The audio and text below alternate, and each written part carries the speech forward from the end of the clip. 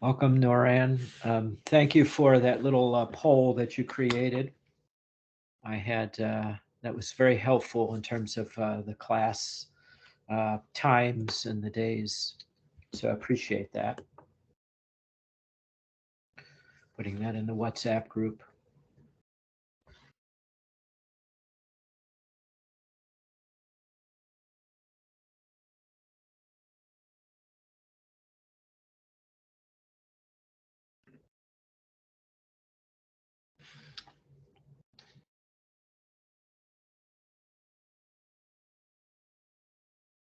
And there's a few more joining us. Hello, everyone. Sarah, I see you're on with us now, so we could probably get the recording started whenever you're ready, and then I'll officially get the class moving.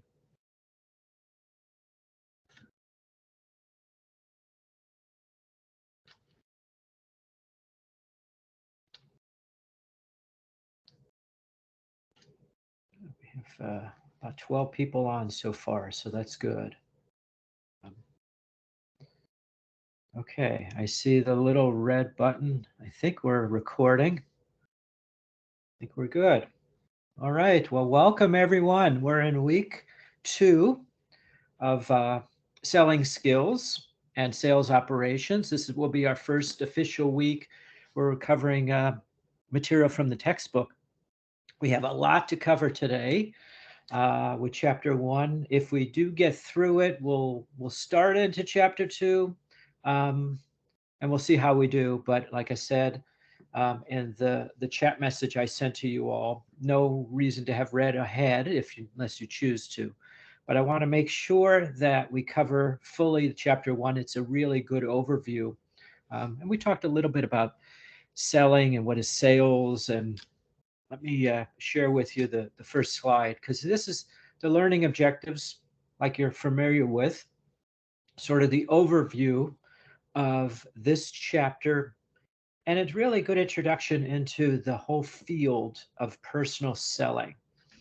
So think about these are 5 questions that as we go through the material today, you we'll keep coming back to. And we'll talk about what is selling. I think it's good to know what selling is not as well. And the basis of, even if we don't plan to be a salesperson, like we talked about last week, there's a lot of helpful information that we can gather, how to be better communicators and listeners and be better presenters, and to be more, as I said last week, self-aware. And we'll talk a little bit about that when we get into emotional intelligence. We'll talk a little bit about the role of a salesperson in a business, in a firm, the different types of salespeople. And we covered a little bit of this last week, but we'll go a little bit more in depth. And we'll talk a little bit about, if you're interested, and I know there are a few of you already in sales, or sales is part of your role that you already have. What are the rewards?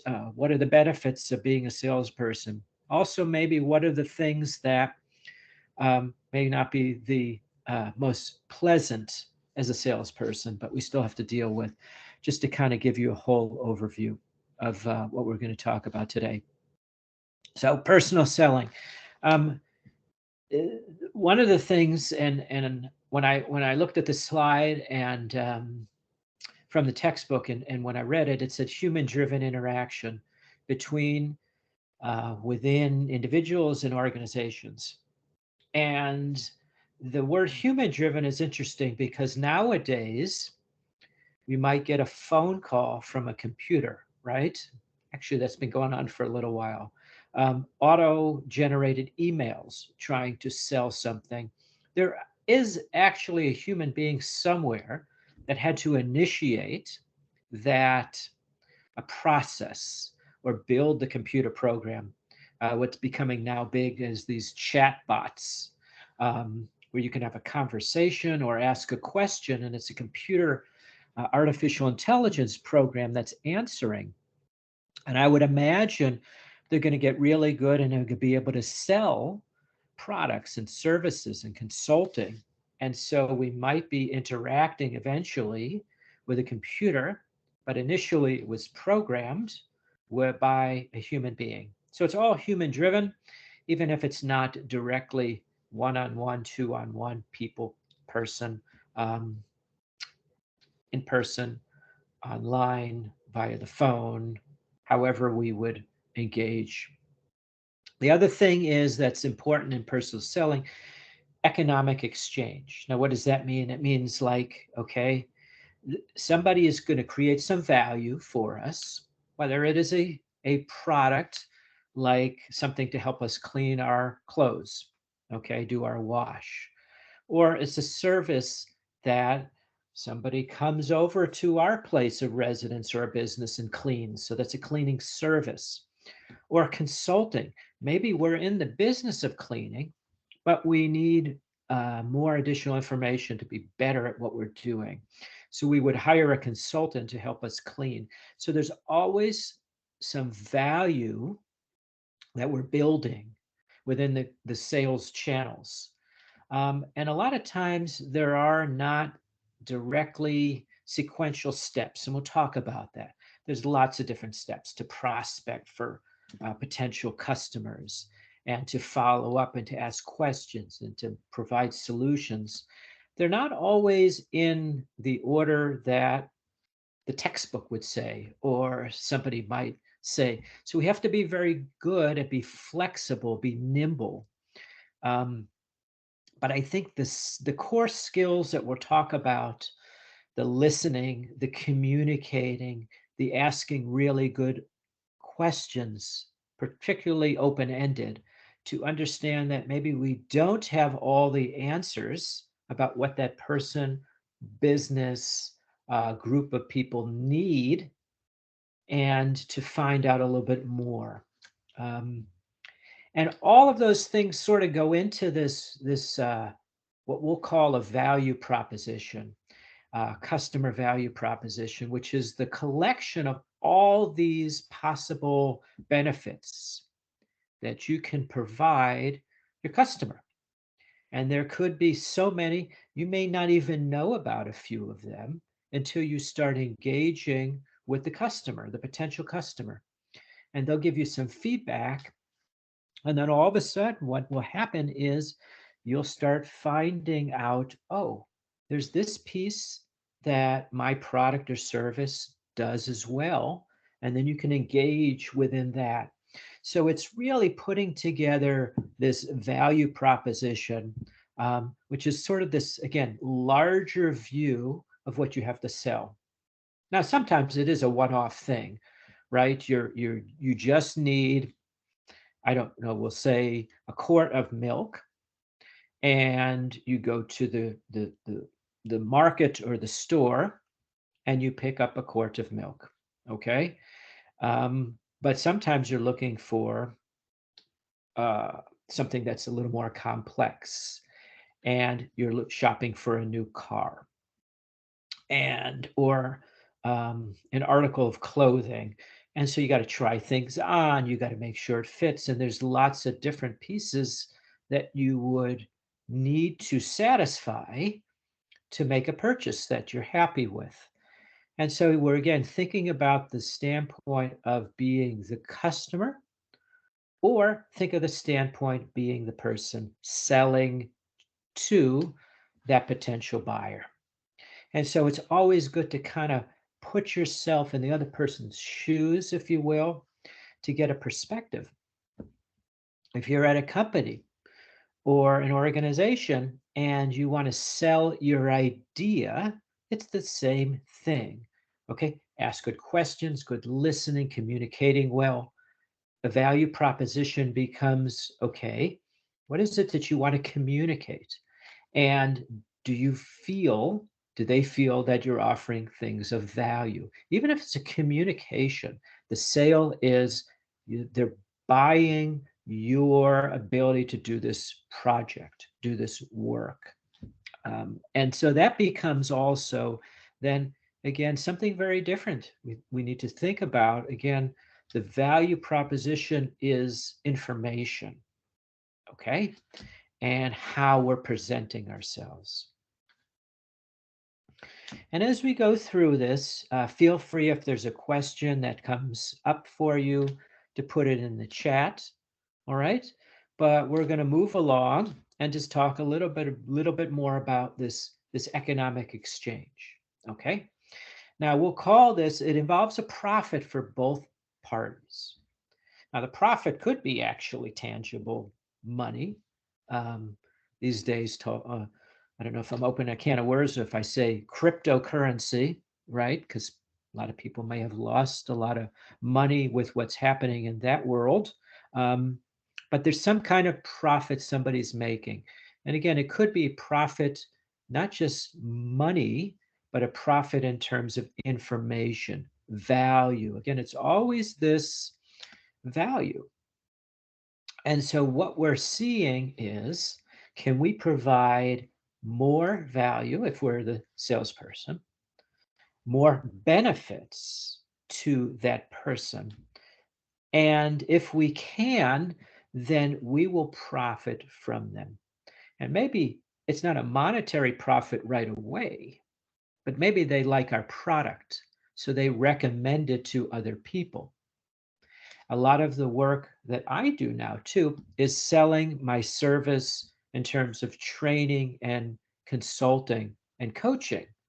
So if I do a good job, somebody refers me to somebody they know. And they say, you know what, you should talk to Professor Corbin. He does a really nice job at serving student athletes or the parents or the coaches that work with them. Talk with him. And so they're helping me expand my reach. And again, it's this, not necessarily you need to drive your profit right away. It's this long-term value that we need to think about sometimes too in sales. Yeah, sometimes this is one-off. You're just selling one thing one time. But I think the benefit, if you really want to be successful in this field, even if you're not in sales, but you want to be successful at what you're doing, you want to build relationships, and you want to have long-term relationships where people come back to you because you offer them valuable benefits. Okay, so that's what this kind of this value proposition.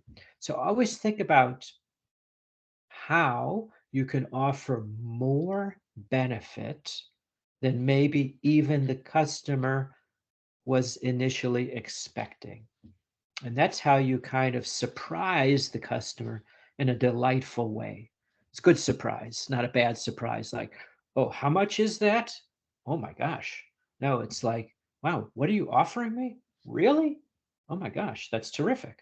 So it kind of allows you to communicate and form a relationship. And again, some sales, they're quick sales. We go to a store, we buy one thing. It's not like we're going to be negotiating big contracts or things, but sometimes it is. And we have to be aware of what is the potential long-term benefit. All right. So really good to talk about some examples of how we can add value in a situation. All right. This is important. So think about from your standpoint in your life, in your job, um, however your job is. I know we have some people in consulting, we have some people that are engineers, we have some people that are in data analysis, um, all kinds, some people in sales. And just kind of start thinking about how you might add value to whomever it is that you keep in contact. And then how much you add value in another setting. So just kind of wear a couple hats as we go through these. So one of the ways we can add value is to, okay, this is a big word here sometimes, provide an interface between the buying and selling companies. Okay. So for instance, now this we're talking about here, we're like business to business selling. Okay. So there's a company that maybe I like to represent. Um, and I said, Naran has a question. We'll get into that in just a second. Um, but here you can kind of think about if I'm providing a service, maybe I'm bringing another business. Like, say I'm in the business of, I have a health club, okay?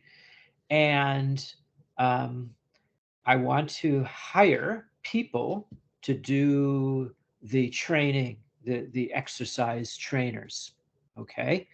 And so I have that as a piece. And also we sell products that people can buy that they can work at home. Um, and so maybe my interface is to find a customer that I could put in front of that exercise specialist, that they can then help them with products for their home. Okay. So Naran has a question. She talks about creating value for a product, the marketing for products or a sales team.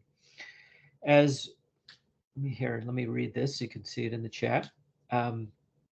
Always both job functions mixed. Yeah. So marketing for products or sales teams here.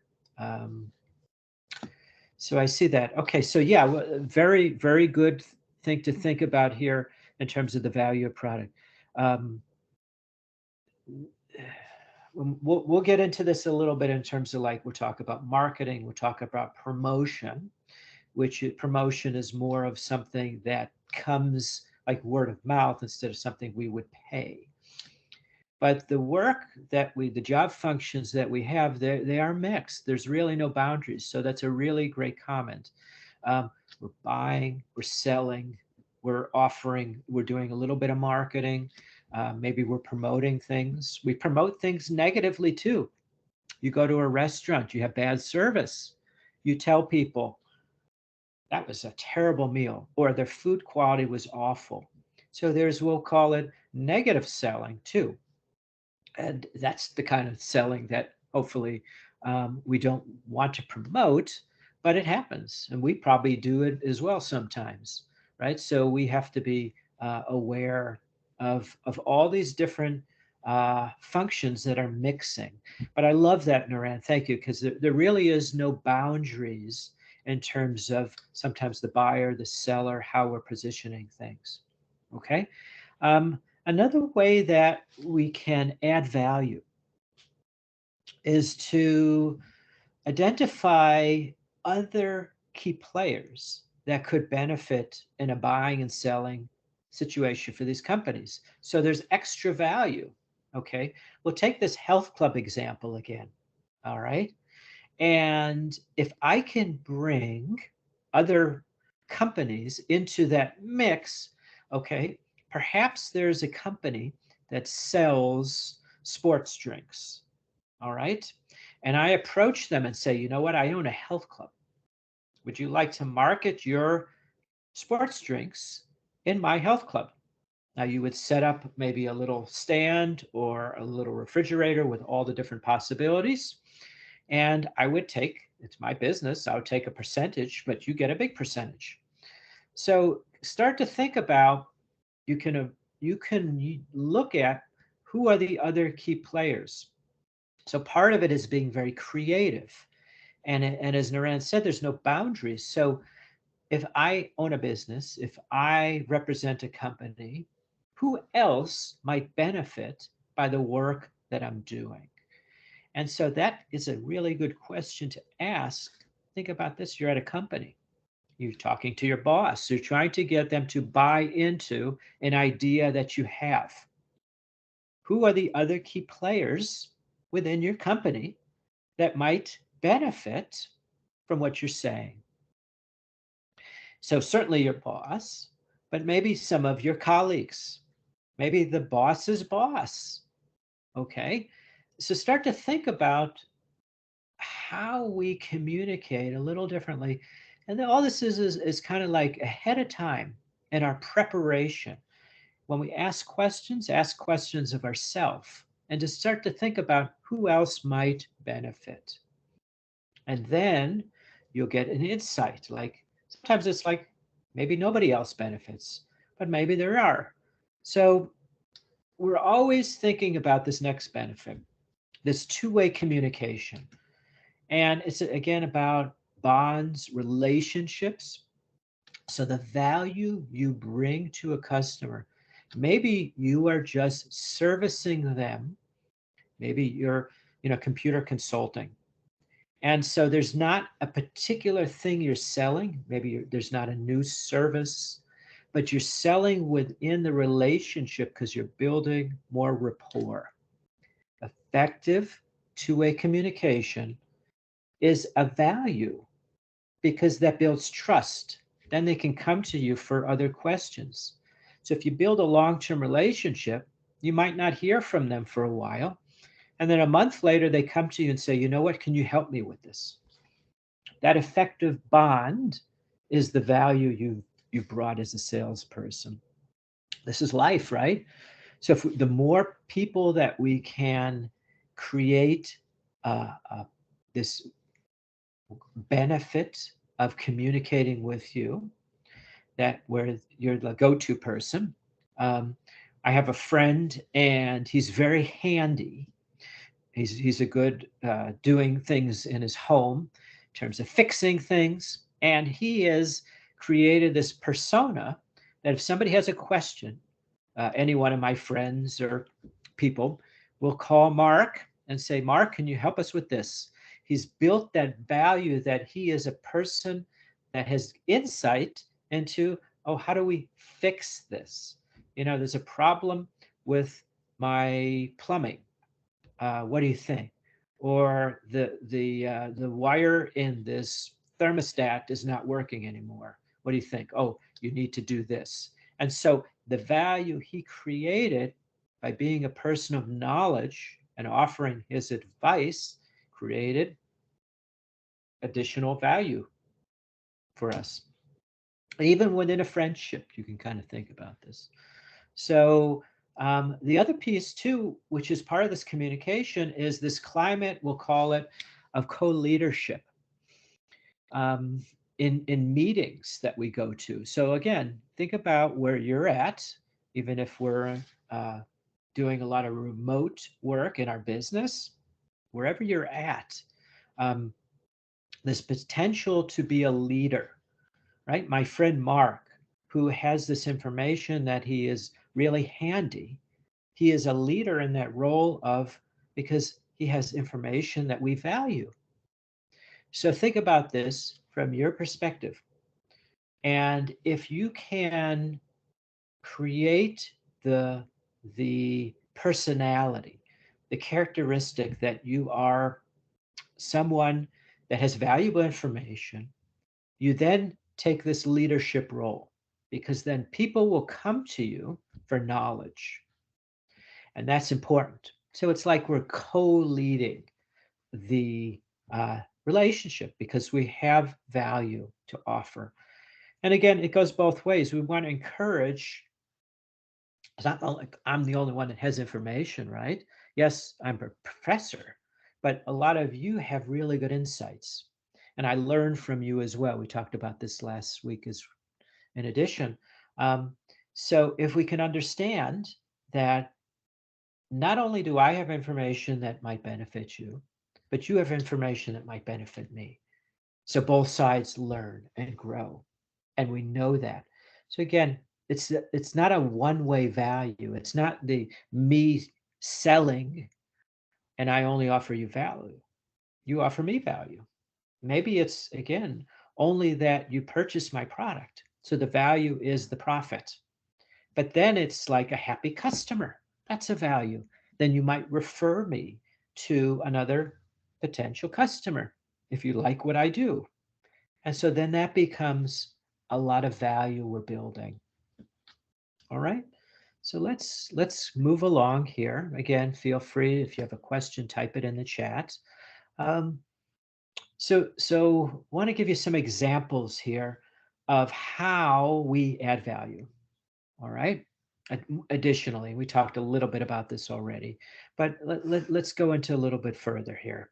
So can I facilitate a meeting between two parties, right? Think about this. Again, this health club example that I used, right? I have trainers. exercise trainers that work with the customers? Can I facilitate a conversation between one trainer and another trainer? And if I do that well, yes, they're competing for customers in my health club that they can provide a service to, but they then can talk to each other and find out, oh, what's working, what's not working, provide insight. How do you communicate with uh, an older customer? How do you work with somebody that's coming back from an injury, right? And so they'll start talking additional value. Think about this. How many times have you ever connected to people? You know that, you have a couple of different friends or colleagues. You connect them and you're the intermediary. So in fact, you're the connector. And so that becomes a way you add value. Just all you're doing, think about this, done this many times. Somebody I know, somebody newly that I meet, I can't help them in particular, but I know somebody else that can. So I'll introduce the two via email and I send a message out and say, take it from there. And again, sometimes it's just information. So one time I had my brother who is in IT project management and a friend of mine whose daughter was going to university and she wanted to get into IT information. And so what I did is I connected my brother with my friend's daughter. And that was all I did, providing value. And you could look at that and say, yeah, that's a sale, but it's also information and it's also then cooperation. So another way we can do that, we'll skip around here a little bit. Again, we talk about trust and commitment between two parties. How can you develop a commitment? Commitment is, okay, they'll come to you when they need something. That is a level of trust that they understand that, hey, okay, they provide a good service. They've given me good service, even though it's not perfect, but they're always somebody that I can trust. And I feel like they're committed to my success. I'll keep coming back to them. All right. I also want you to kind of think about when we create meaning out of situations that come from conversations that occur. All right. Sometimes you might have, this happens all the time, right? You're talking with somebody, they're a potential customer, you're the seller. Okay. And like I said, you get insights if you're good at asking questions and you're good at finding out additional possible benefits that you can offer. You might find that, wow, they're, maybe they have friends, or maybe they have a friend who works at a particular business that might benefit from your service. So always think about, how do you add value as a potential buyer or as a potential seller? And sometimes people come to me, try to sell me a service. I don't need it, but I'm like, oh, this is really good. You know what? Talk to my friend Dan, or talk talk to Kathy. She might learn, you know, use that product. So again, if I trust that person, I will then offer my contacts to them. All right. And then the last thing, think about this. One of the benefits that we can help somebody is that we talk about this idea of closure on solutions. Okay. Um, to take an example, again, we'll use this health club example. I'll change it up a little bit later. Um, but you're providing closure. Okay. Somebody wants to lose 30 pounds. They come to your health club. Their goal is to lose 30 pounds. You talk to them. You align them with the perfect trainer who gets them to do some exercises over a 12-week period. Okay. They come back. They're, elated because after the 11th week, they've already lost 32 pounds. And not only that, but you now have given them a program, a regular practice that they can do, some on their own, some to continue to use your service, but you've provided closure. It's like you've created a value. You have a satisfied customer, and they can talk to other people. You also have a trainer that's worked with them, that's provided solutions to help them with their life goal. And so all parties have value here. And so that's the kind of piece that we can continue to build constantly. All right. So let's move along. Um, we've talked about this a lot, right? Everyone sells. And some people don't like that word selling, right? I don't like to think of myself as selling another person. I would say you could use the word communicating, right? We're always communicating. The question is, what are we communicating? Right? So it's not only this everyone sells, I think everyone communicates. And the thing that I like, that I keep talking about, that's kind of my theme for this course, we talk about self-awareness, but I talk about this long-term relationship. That's what we want to provide, that's beneficial to everyone. If we're good at doing that, whether we're in sales or we're selling or we're communicating in our company or with our family. I mean, those that have kids, think about this. Are you selling to get your kids to do a chore, right? When my kids were younger and you want to have them, okay, help clean your room, help take the garbage out, help vacuum, do, walk the dog. There's obviously, in a family, think about this, it's a long-term relationship regardless, but you want it to be mutually beneficial. It's not always like, okay, you keep doing this all the time, and I'm not going to provide any value here. Sometimes the kids think that we parents don't provide any value, right? Especially when they get older, a teenager. Maybe you can relate to that. We were teenagers once ourselves too. But think about that. Um, Non-salespeople in business use selling principles all the time. Naran talked about marketing of products, right? There's no boundaries. So again, whether we're salespeople or we're in sales or non-sales people, we're always using these principles. That's what we're talking about here. Listening, asking questions, communicating, uh, building self-awareness, building a mutually beneficial relationship that's long-term. Okay? And when we get skilled at these, one of these words, influence, when we get skilled at influence, well, we'll have to be careful with that word because we become influential, but we also want to make sure that we're offering benefit and not taking advantage. And we know many times, I'm sure, hopefully not many times, but we've all had situations where we've been taken advantage of. Sometimes it's little, sometimes we don't care, sometimes it's a big deal. Friend calls us up and says, you know what, I need help moving furniture. Can you help me? Okay, sure, no problem. What if they called you once a week and said, you know what, I need you to help me do yard work? The following week, they call, you know what, I need you to help me wash my car. Eventually, it becomes like, well, yeah, we're good friends, but come on here.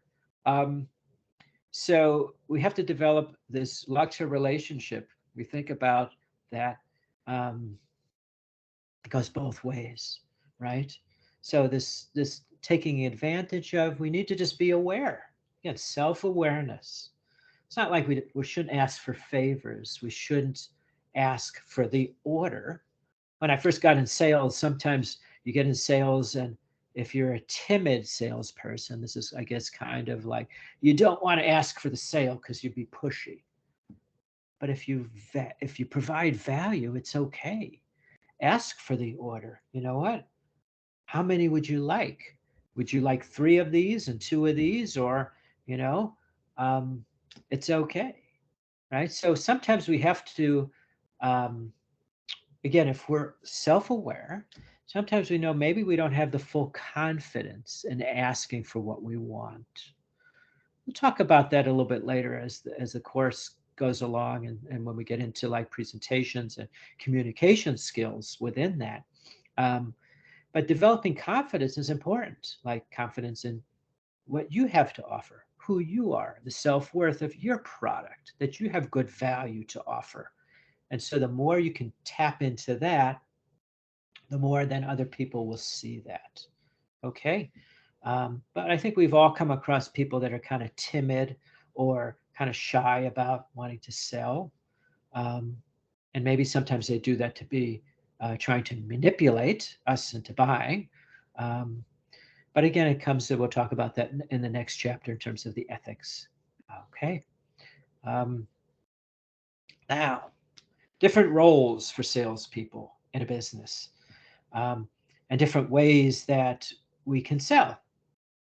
Well, the buzzword in business is these go-to-market strategies. How do we go to market? Got a product, got a service, consulting, whatever it is you're offering, a big manufacturing, a large sale that takes 2 years. Um, I have a friend, he sells uh, the machines that cut granite for kitchens and countertops. And so it's not necessarily they don't sell granite, they sell the machine and they sell the service and then they sell the maintenance on that product. So in order to sell that, yes, they use the internet, but he is a field salesperson. He goes out on site and works with potential contractors and people that own big properties that might be building, the builders. And so he's also then connecting other people as a business partner. So if you're selling in that area of um, granite, flooring tile, who else could you connect into that? Who else could be a business partner? Maybe construction workers, maybe electricians, maybe plumbers, maybe painters, people that work in these businesses that don't directly sell the granite or the material that you make, the machines. Of course, also you need to work with the granite manufacturers, the people that supply the granite.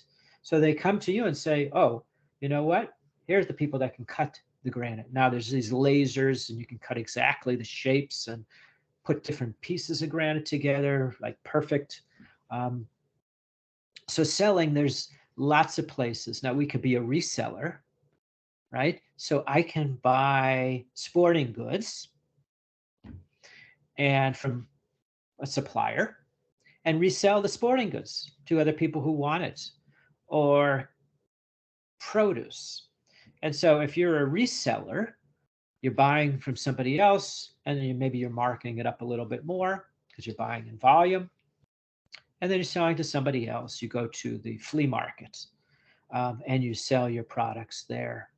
Okay. Or maybe you buy up antiques from a salvage yards, like properties, businesses, houses that are getting destroyed, and you're buying the stuff that nobody wants, and you're reselling that in a different setting.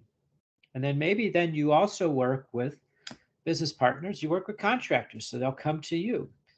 So again, as Naran talked about, there's no boundaries here. Um, Maybe franchises. Have you eaten at a fast food restaurant, or have you been to a place, Subway, McDonald's, franchises, um, service franchises too, temporary staffing places. I was just reading. I don't know if anybody here is an accountant, but there's a shortage in the United States of licensed accountants. And because of that, they've never had that before. A lot of accountants retired. So who is doing all the tax preparation and planning for these businesses. There's a shortage. So now they're having to tap countries outside the United States for accountants.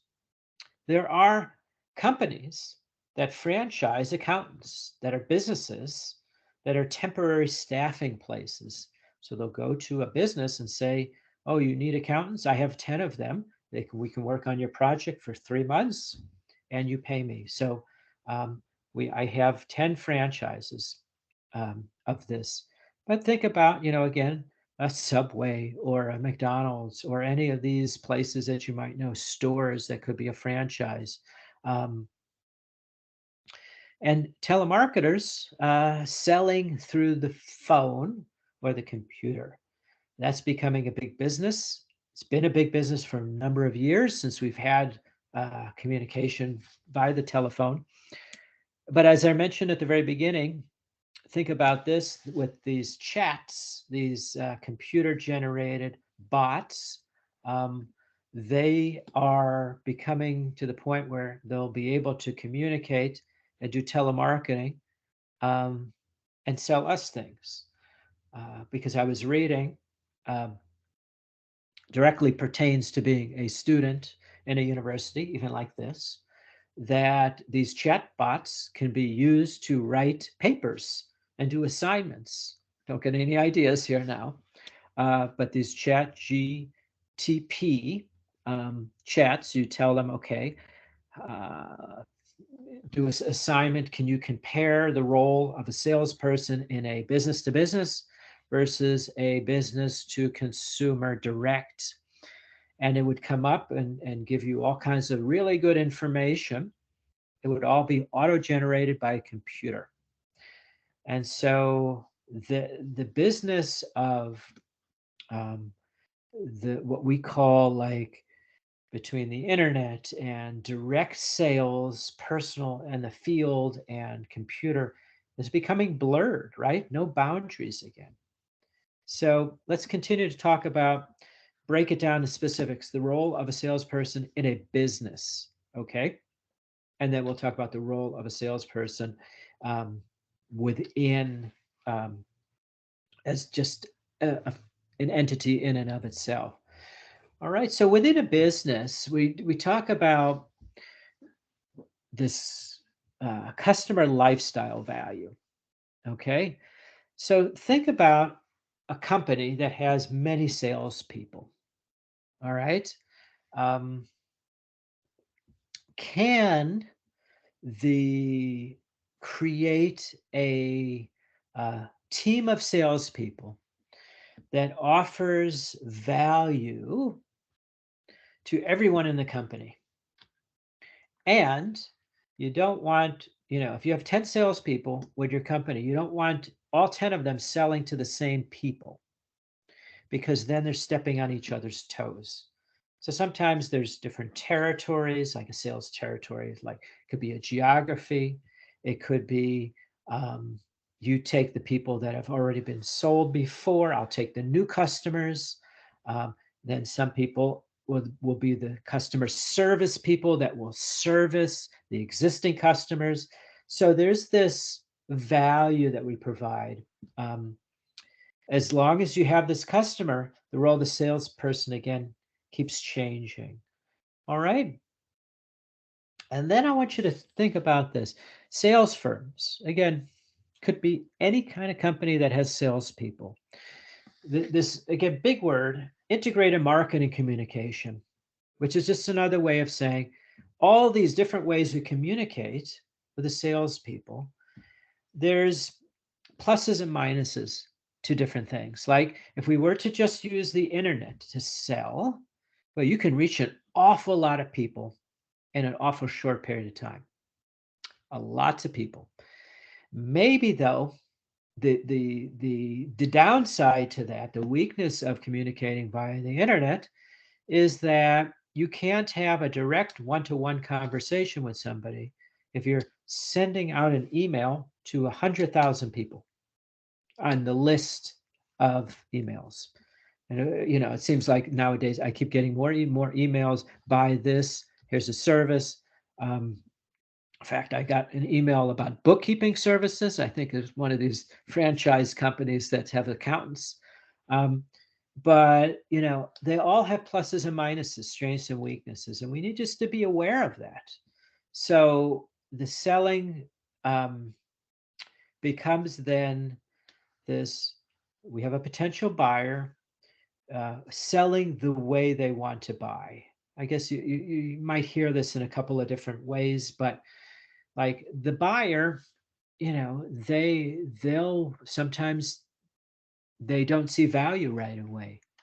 And if you're trying to push your product or service on them, they'll pull back. So sometimes, and this is a delicate balance, we'll talk about how to be, if you're a masterful salesperson, a masterful communicator, can you sell the way the buyer wants? I'll expand that. Can you offer benefits that the buyer can benefit from? So it's not just that the way they want to be sold to. Again, maybe they don't know they need your product. They have a problem, and you're here to solve the problem. All right. The role of a salesperson in a business is multifaceted, many different ways. So here's a good picture. This was in the textbook for those of you that read chapter 1. I kind of like it from just giving us a quick overview of the sales communication methods, paid channels and unpaid channels. We talked about this already here, right? Paid interpersonal. Interpersonal is like not going to reach out directly where I'm talking to the end user, but I'm going to put an ad in a journal that my potential customers might read. If I'm selling to doctors and my product is a service to do collections for doctors' offices, collections, people that don't pay their bills.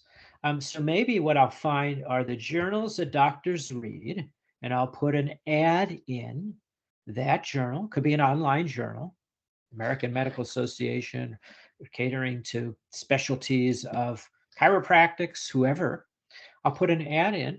Do you have customers that don't pay your bills? Would you like help in driving additional revenue where you had to write off some customers because they couldn't pay their bills? And so that's a way I'm paying, an impersonal way to deal with it. Now, personal is that I can pay and directly communicate to the doctors or the chiropractors that want my service. So I will pay salespeople to go into the chiropractic offices to offer my service and say, hey, we're a billing company. We help you bill your customers and we help collect the business. We'll take a small percentage, but we are able to show you that we can increase your revenue by 20%. And most people would say, oh, sure, that sounds like a great opportunity. Unpaid. Again, think about word of mouth. You do a good job at what you're doing. People want to celebrate you. You do a bad job. Some people obviously want to, what's the word? I guess rub it in your face. You could come up with a word yourself. You kind of know. Again, you go to a restaurant. There's this old adage: you have a bad experience with something. You go to a store. The salesperson is rude to you. You tell 10 people. If you have a good experience, you usually tell 1 or 2.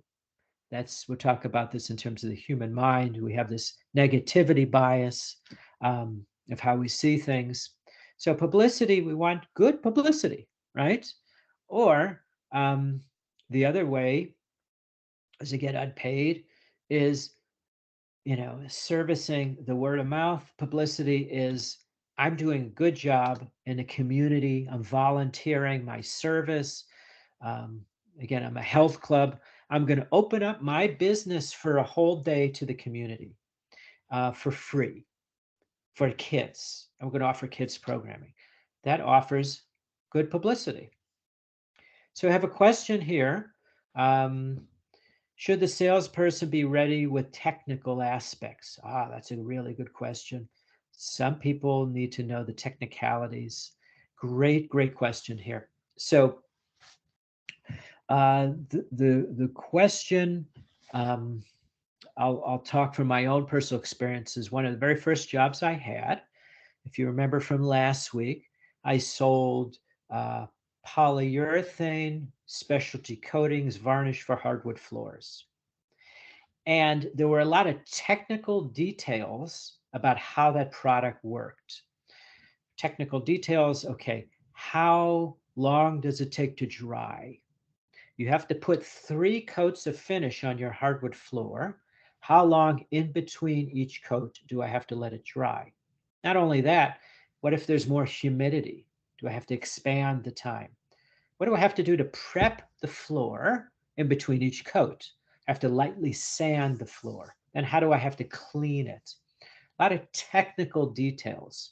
So Naran's question in terms of how much of the technical knowledge do we need to know? It varies. Sometimes you are we'll talk about this, you are the eyes and the ears of your company. And sometimes you need to know some of the basic technical aspects. Other times, though, it becomes this collaboration. You have somebody that has the technical detail that you don't. So getting back to my friend that works in the granite manufacturing business, they have the machines that cut the granite. He's a salesperson, and he tells me by his own admission, yes, I know a little bit of detail about how these machines work, but I don't have all the details. I get my technical person on the line. His name is JC, and JC talks to the customer if they got a technical problem about how this machine operates, the maintenance to it.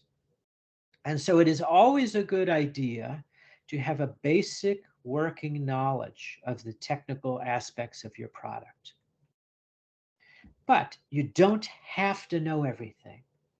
But what you have to do is know somebody that can get those answers to your potential customer. And if you can do that, then it becomes this, like we talked about earlier, you become this intermediary. Okay, I'm the salesperson, but I'm going to put you in contact with my colleague who knows that information. I don't. Or you're working with another company that handles that part of the business for you. I'm going to put you in contact with JC, and he'll work that technical aspect for you. And then your role in that is to make sure the communication is flowing.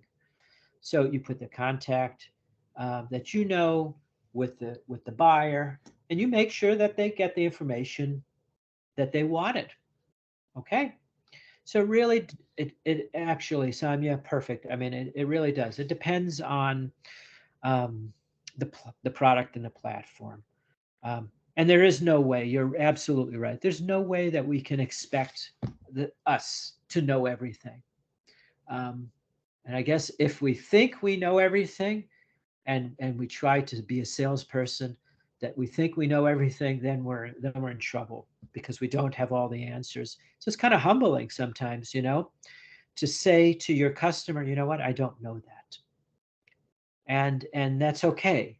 But let me get that information for you. Or if you don't have another person, it's like, okay, I don't know that yet. Let me research that and I will get back to you.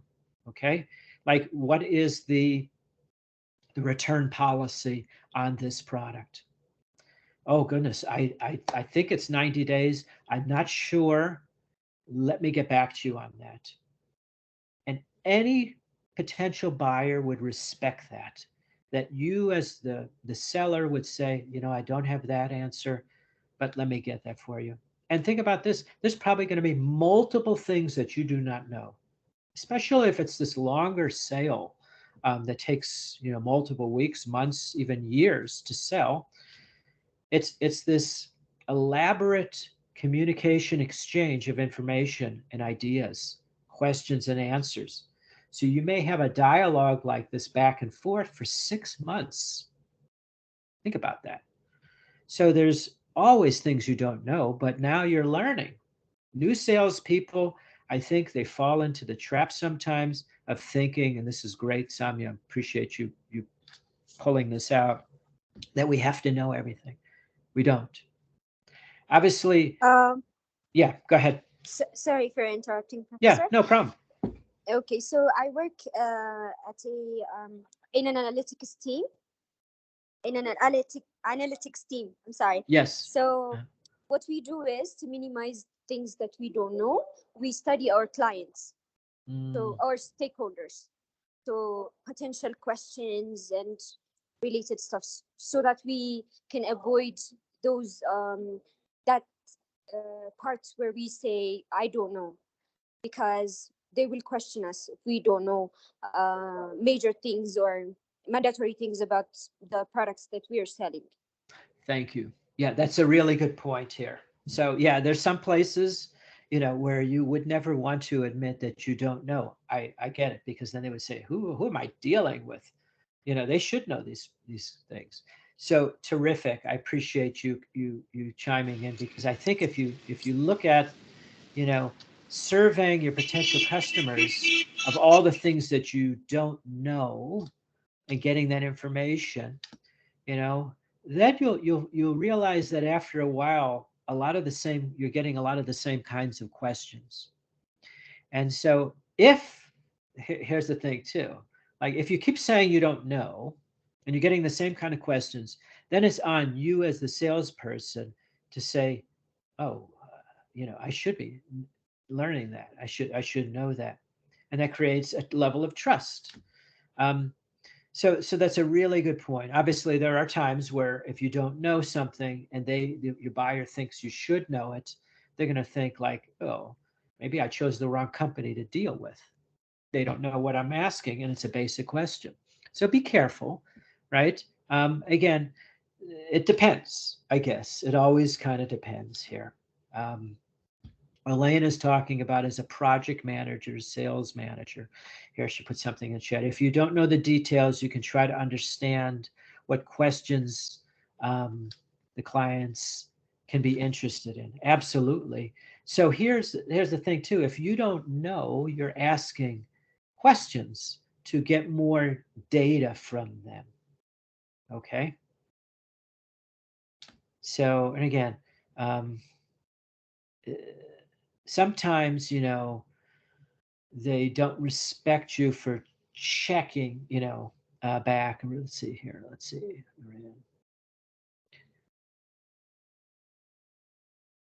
Yeah, always be ready, right? Um, ABR is an acronym. ABR, always be ready. If you're a good salesperson, after a while, you know the kinds of questions that are being asked. You'll know how to handle those uh, questions. And um, then it becomes this, I know how to answer that question. How can I answer it effectively so that they understand that I know it, right? Because sometimes we might know about something, but we can't communicate it in a way that the client thinks that we know it. We're confusing. So it again, this business of being a good communicator is really important. All right. I'm looking at the time. We'll go for maybe 10 more minutes. Then we'll take a 10-minute break. And then we'll go for, however long it takes to go through the material here. Um, so some of these kinds of things here, we'll go through these next couple slides kind of quickly here, because some of it we've already talked about here. Responsibilities of a salesperson, pretty basic things. Trying to get new customers, right? Prospecting for new customers. Maybe you're making sales presentations. So your role, and again, you could do all of these. You could do some of these as a salesperson. Maybe you're a specialist at only you prospect for new customers. Maybe you just make sales presentations. Maybe you do all of these. Okay, demonstrating products. So the company that makes these granite manufacturing cutting machines demonstrates that to the potential customer. Here's how this works. Maybe you negotiate price and delivery terms. Maybe you write the orders. Um, Again, lots of things that we can do. And then your role is to work with your existing customers to increase sales. Lots of different things that we can role. Client relationship manager. So this is like, think about this. You're the person that is responsible for the relationship of all the salespeople. That's a new role. That's a role within sales. Maybe that's a role within whatever it is you do. You're responsible for specific uh, people, the relationship of whomever it is that you're servicing. So again, we offer information about solutions. We've talked about that. After the sale, we're making sure that they're satisfied. Talked about that. Everything is customer centric, right? To make sure that they're getting what they need. And, most people expect service. I think you send um, an email, I have a problem, and you're expecting service 24 hours a day nowadays. Um, I had a water bottle, the cap broke. I sent an email to the customer service. I got an email right away, says, we got your email, give us 48 hours to get back to you. And they got back to me within 48 hours and said, here's the problem. I took a picture of the broken cap. They sent me a new one in the mail 3 weeks later. So you can kind of think about that um, from that perspective. So Mohammed, you put your hand up. So you have a question? You'd like to have a comment here? Yes, Yes, go ahead. yes. Well, actually, يعني in my field of servicing, because um, as I told you, I am a service engineer, or right now I am the country service manager for Siemens Healthineers. So Yes. our salespeople are always promising the customers that we are available 24 hours, 7 days Mm. a week, which is actually is not the case. Yeah. Yani we are trying to do our best, Yeah. really, but to promise the customer with such things that it is not in your hand, or even the company it's as a total is not providing or not supporting, this is something that it is really questionable a little bit. I totally agree. So you have to think about, the stakeholders in your company that are working together to support your role, right? So you want to make sure the communication is good. If people are promising, oh yeah, they'll get back to you within 1 hour, and that's not feasible. Think back to this example I just used of I had a broken cap in a water bottle. They had an automatic email. It was like probably a bot that said, "Yeah, we got your email. Give us 48 hours." That's reasonable. Most people would say, okay. Sometimes you're in the software engineering and you got a problem. You cannot wait 48 hours. You're going to lose a lot of customers. So you need attention right away. I can see where Muhammad might, that's why they're promising, oh, yeah, we'll get back to you right away. But my brother, who's in IT management, in product management, he's got people that are available 24/7. So he's on call. Hopefully they don't need him, but say he's on call till midnight uh, during the week. And then there's other people in a different time zone. Um, but yeah, the high priority issues in IT should be resolved very quickly. Absolutely, within 24 hours. Um, but it's important, as you think about a company, have a game plan, right?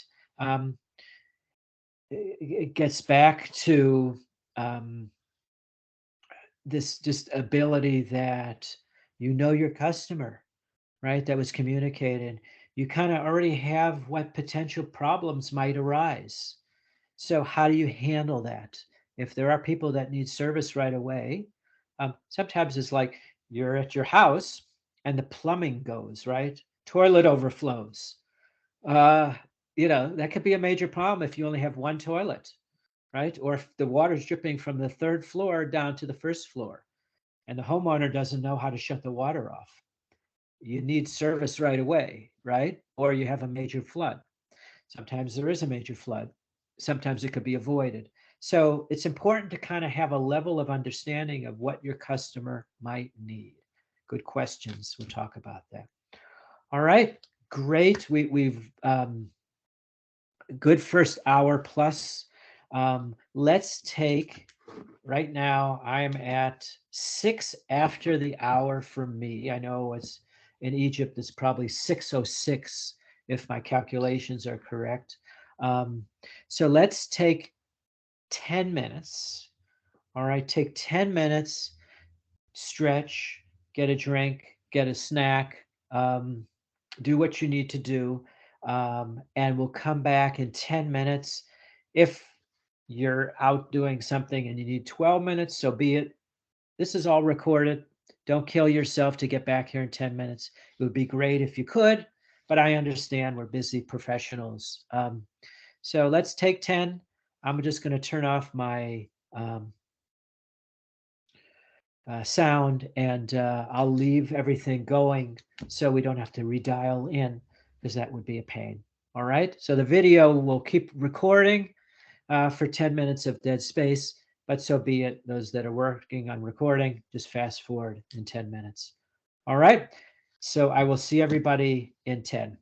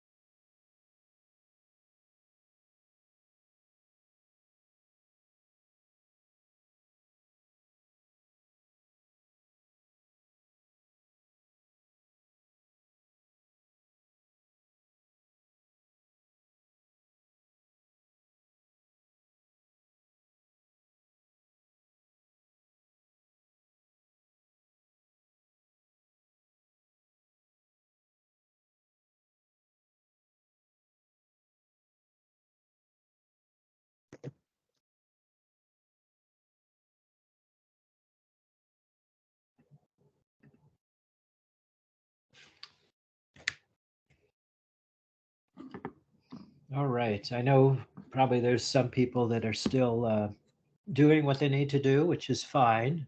Um, I'll give another few moments here as people come back. And if you come back and we've already started, again, there's a few minutes you can catch on the recording. Um, the next few slides anyway are pretty things we've kind of already talked about here, but getting back into this again, this role, think about this client relationship manager, which is like a person that's making sure that the salesperson's work is, the value they provided is moving along long term in a good way. So this client relationship manager, again, it's kind of a sales role, and it's also kind of a support role to a salesperson. They help make sure deliveries are on time, right? They make sure the equipment is properly installed, right? You're the salesperson. You sell these machines that cut granite. If it's not installed properly in your place of business, then there's a problem, right? So there has to be somebody that follows up to make sure that happens. Operators are trained to use the equipment, those people that you sell. Certainly, questions, complaints, everything is resolved in a good way. And so all that is handled appropriately by the customer service manager. All right. The account team manager. So we're getting like a little higher level roles. Here, the salesperson coordinates activities within the firm to solve problems. So maybe there's lots of different people that contact the customer. Oh, somebody says they can't hear anything. Is there anybody else besides Rotis that has trouble hearing? No, everything is okay. Okay. So maybe We can there's hear you. something on your end as far as the microphone, go and turn the microphone, just to, perhaps there. I guess if all else fails, you can go out and come back into the presentation. And maybe Sarah can help you in the meantime with that. So this account team manager, again, your role is to kind of work through and make sure all the functional areas of who's servicing the customer are getting handled. All right, because you do not want poor performance. You don't want bad satisfaction. And obviously, you don't want high turnover of customers or high turnover of salespeople. All right. So let's continue along here. Supply chain logistics. We're not going to spend a lot of time on this because that's a whole nother course at Windsor University on logistics.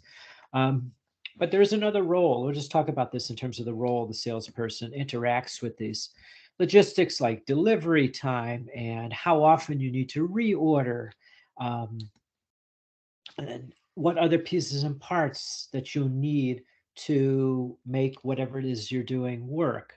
And so there are salespeople that are sort of the managers of all these different partners and vendors.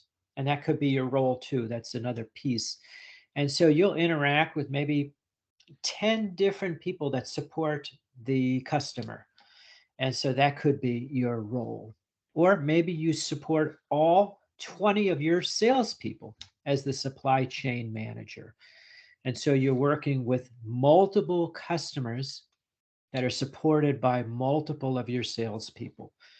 So as I said, there's like no boundaries here. It's kind of limitless, the possibilities of the roles that we could have in this, what we call being a sales professional.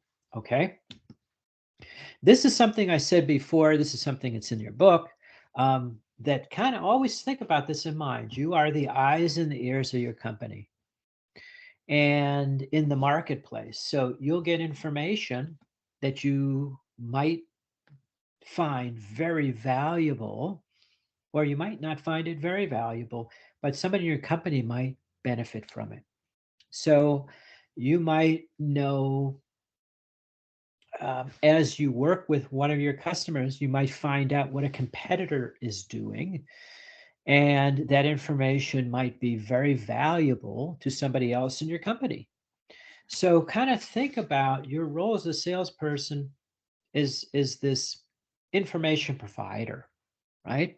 And so your role becomes then multifaceted. It's not just selling your product to the customer. You're getting information which may be of value, maybe it's not.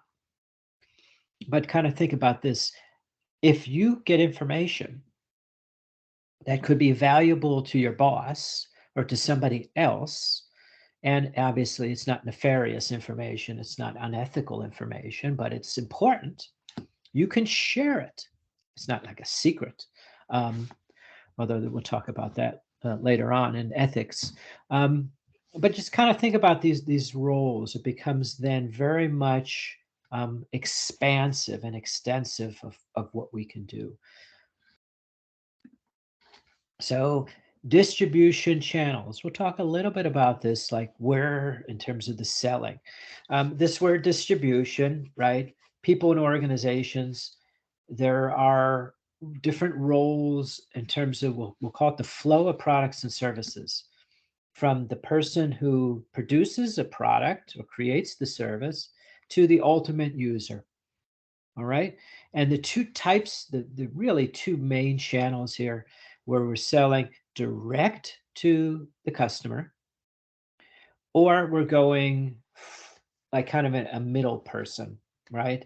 So you could be working with the producer and then you're distributing it to other people that might sell it. So there's lots of roles here. They're distribution channels of your product or service, and you could have a role within any of that piece. So there are salespeople that never see the end user. They just don't. They don't talk to the end user. They're only interested in working with the manufacturer, and that's their role. So they'll service as much there. Now, think about this. Companies like, we'll say, package delivery, DHL, big international company. They have people all over the world. So some of their people are not considered salespeople. Maybe they work in a distribution center at a particular country or a city. And so they're getting the packages delivered to them. They're working to figure out, they're in the logistics delivery. They're getting the trucks loaded. Okay. They may never come in contact with the customer. They have no idea. But it might be very valuable as a company for them to know who's getting the product in the end, or how the service is being used. And that creates value within the company. So I know DHL, and for instance, they have people working in a warehouse sorting packages. And that could be a very tedious job. Okay. And it is a very tedious job. They have no idea who's getting what, the customer. They don't think they're of much value.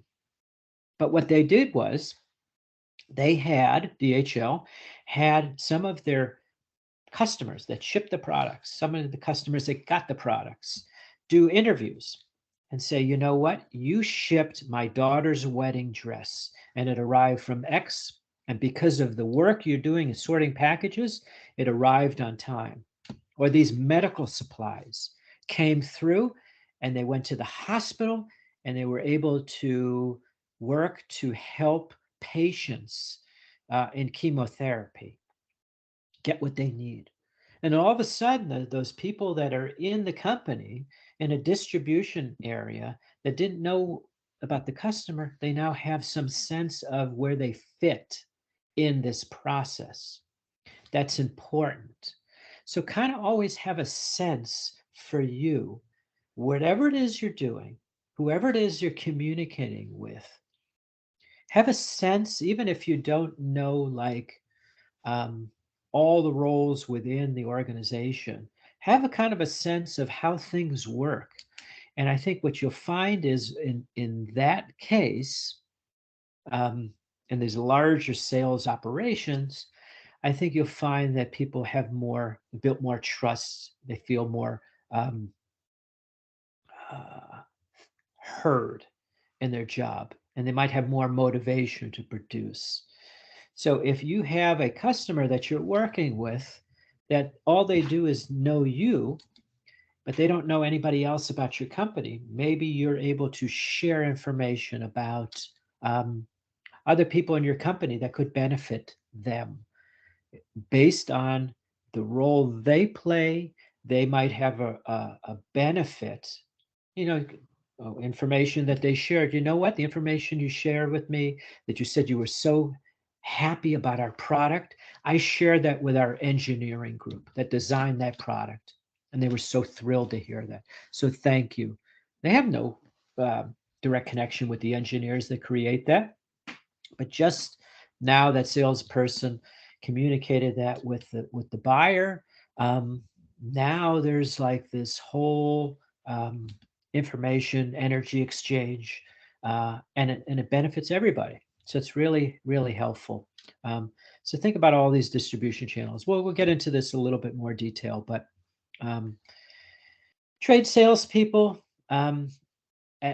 you work for a manufacturer that sells many products, or you sell to a distributor. You represent 10 manufacturers of different products. And so you represent, I sell in the paint industry, I sell brushes, and I sell wipes, and I sell clothes for a painter to wear, and the steel wool and the sandpaper, and the coatings that go with it. I'm the trade salesperson. I represent all those products. There's 12 different companies, but I represent everybody. And so they come to me to buy. So that's a different role of a salesperson in terms of the channels. All right. And I'm going to move through these because I don't think they pertain as much to the dynamic of what we want. Manufacturers, agents. Think about this. You're selling another person's product. You don't own the product. You're kind of an intermediary. Maybe I have a friend, they manufacture t-shirts, okay?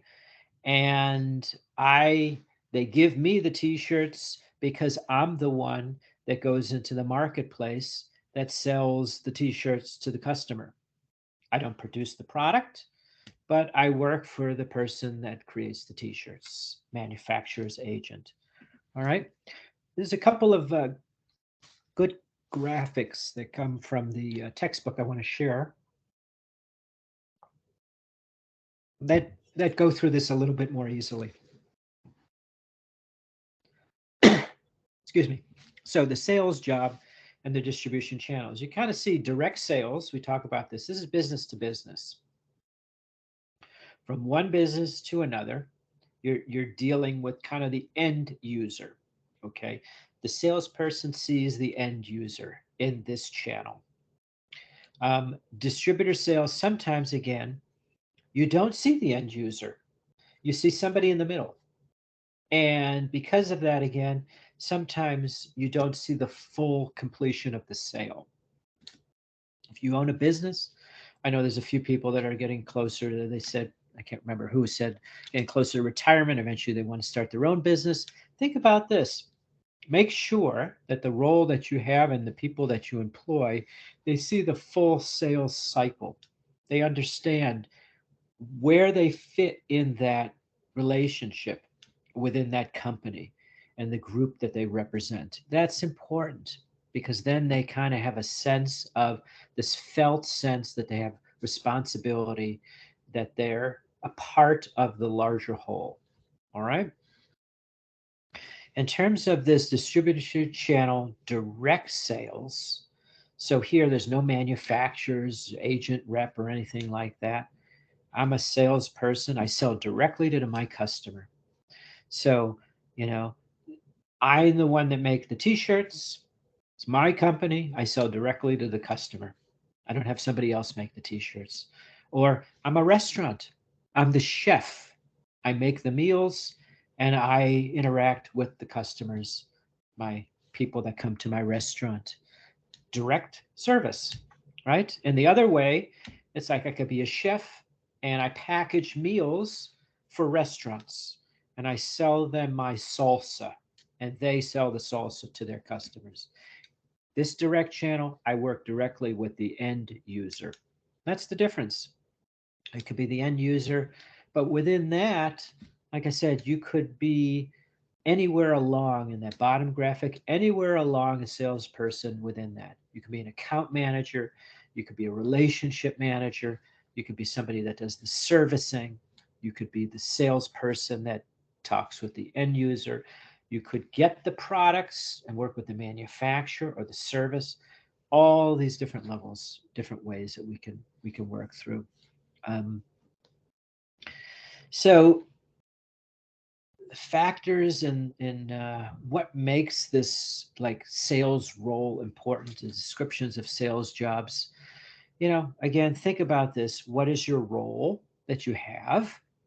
What is your importance in terms of making the customer purchase the product? Again, you could be account manager and you're only responsible for, or logistics, you're only responsible for once the product is already in the customer's hands. Your role is to make sure that the machine is serviced and it's running properly. So it varies again.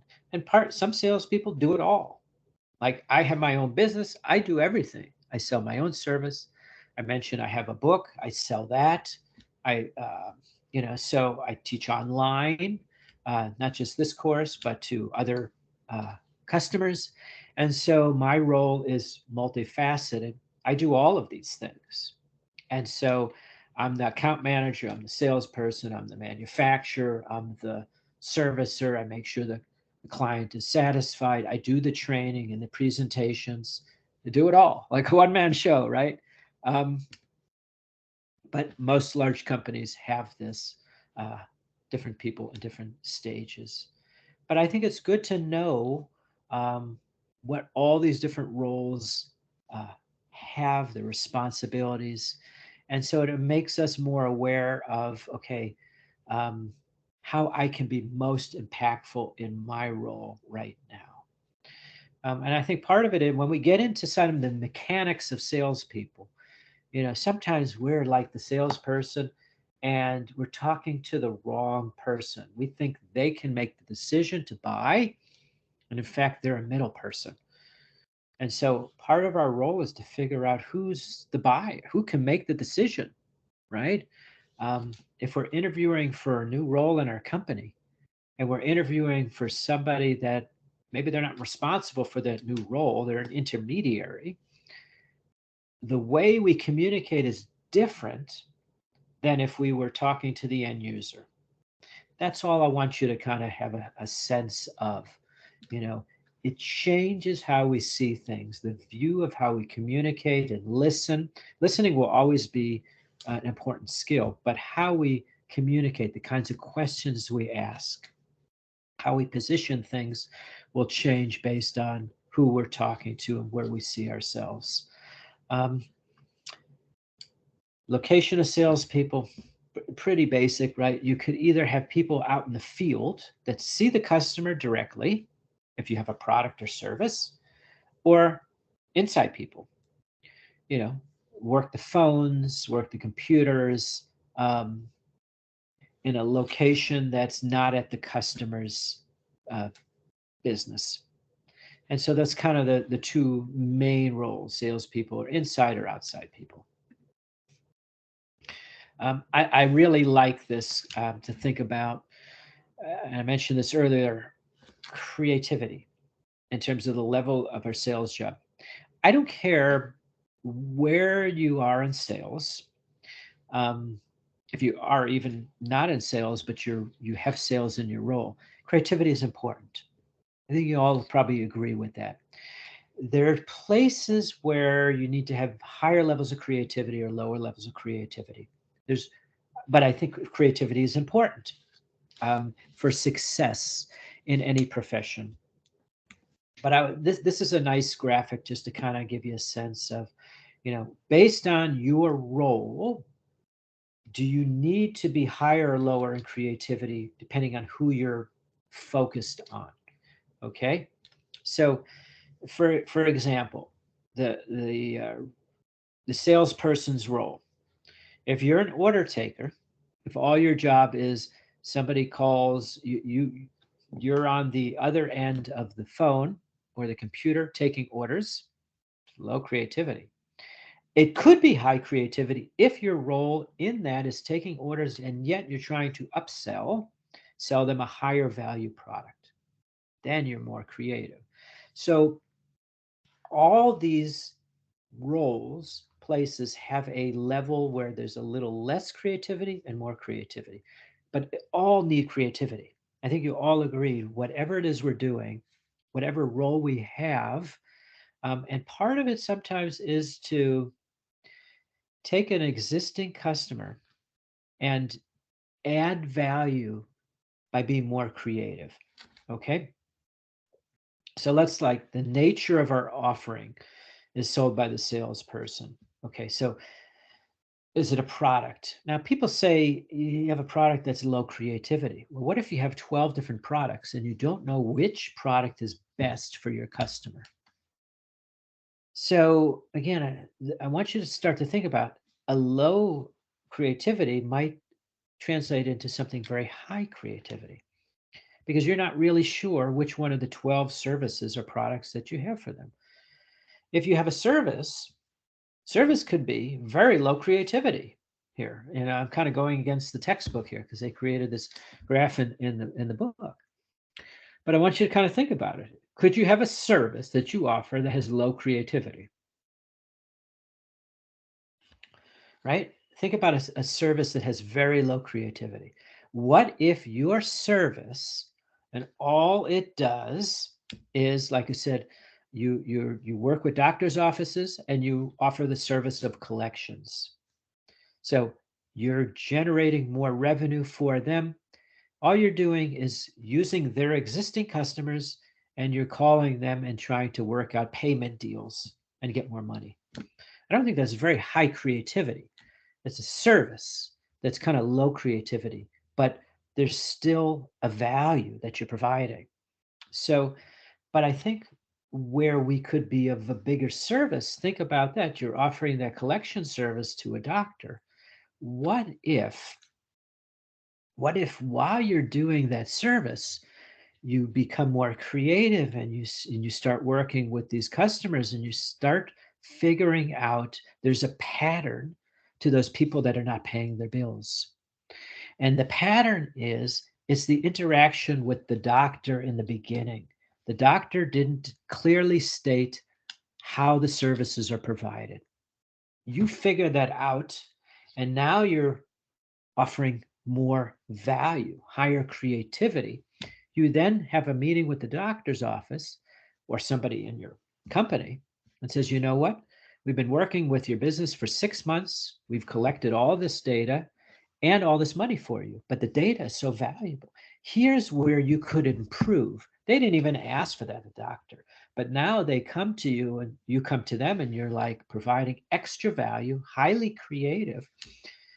And now you've offered them more information, more value driven, bigger benefit. Now they're going to give you more business. They're like, wow, they do such a great service. My cousin is also a doctor. He should use your service too. Boom, you've just got extra business by being more creative. So I want you to think about this level of creativity. Where could you be more creative in your role? Maybe again, you're consulting, engineering. Could you offer more value to people within the selling, we'll call it the selling cycle, the selling process? Okay, that's potential. This is a good thing to think about here. And this is kind of where we'll kind of finish up the day talking about successful characteristics of salespeople. This is successful characteristics for all people, I think, in communicating. It's not just salespeople here. All right. So I again, This is a class of personal selling skills, but it's life skills here. So think about this. Successful characteristics, self-motivated. Yeah, I think if you're a salesperson, self-motivated, that's helpful. You can't always be the company is pushing you out the door to get to your customer, or pushing you to make more calls of selling your service. You have to have some level of wanting to do it yourself. This gets into, do you value the service or product that you're promoting?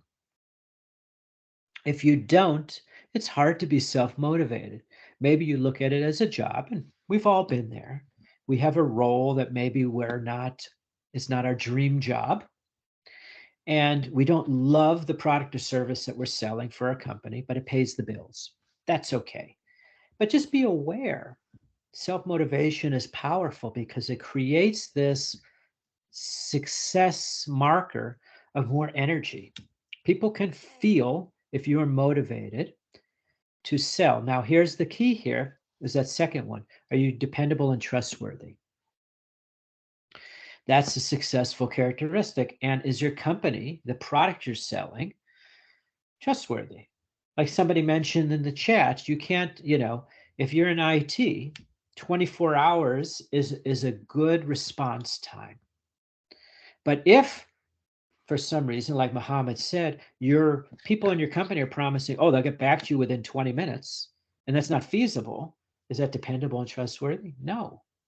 So how you do your job impacts how other people in the company do their job as well. Successful people, they're dependable. Again, it's not always that you have to have every bit of information.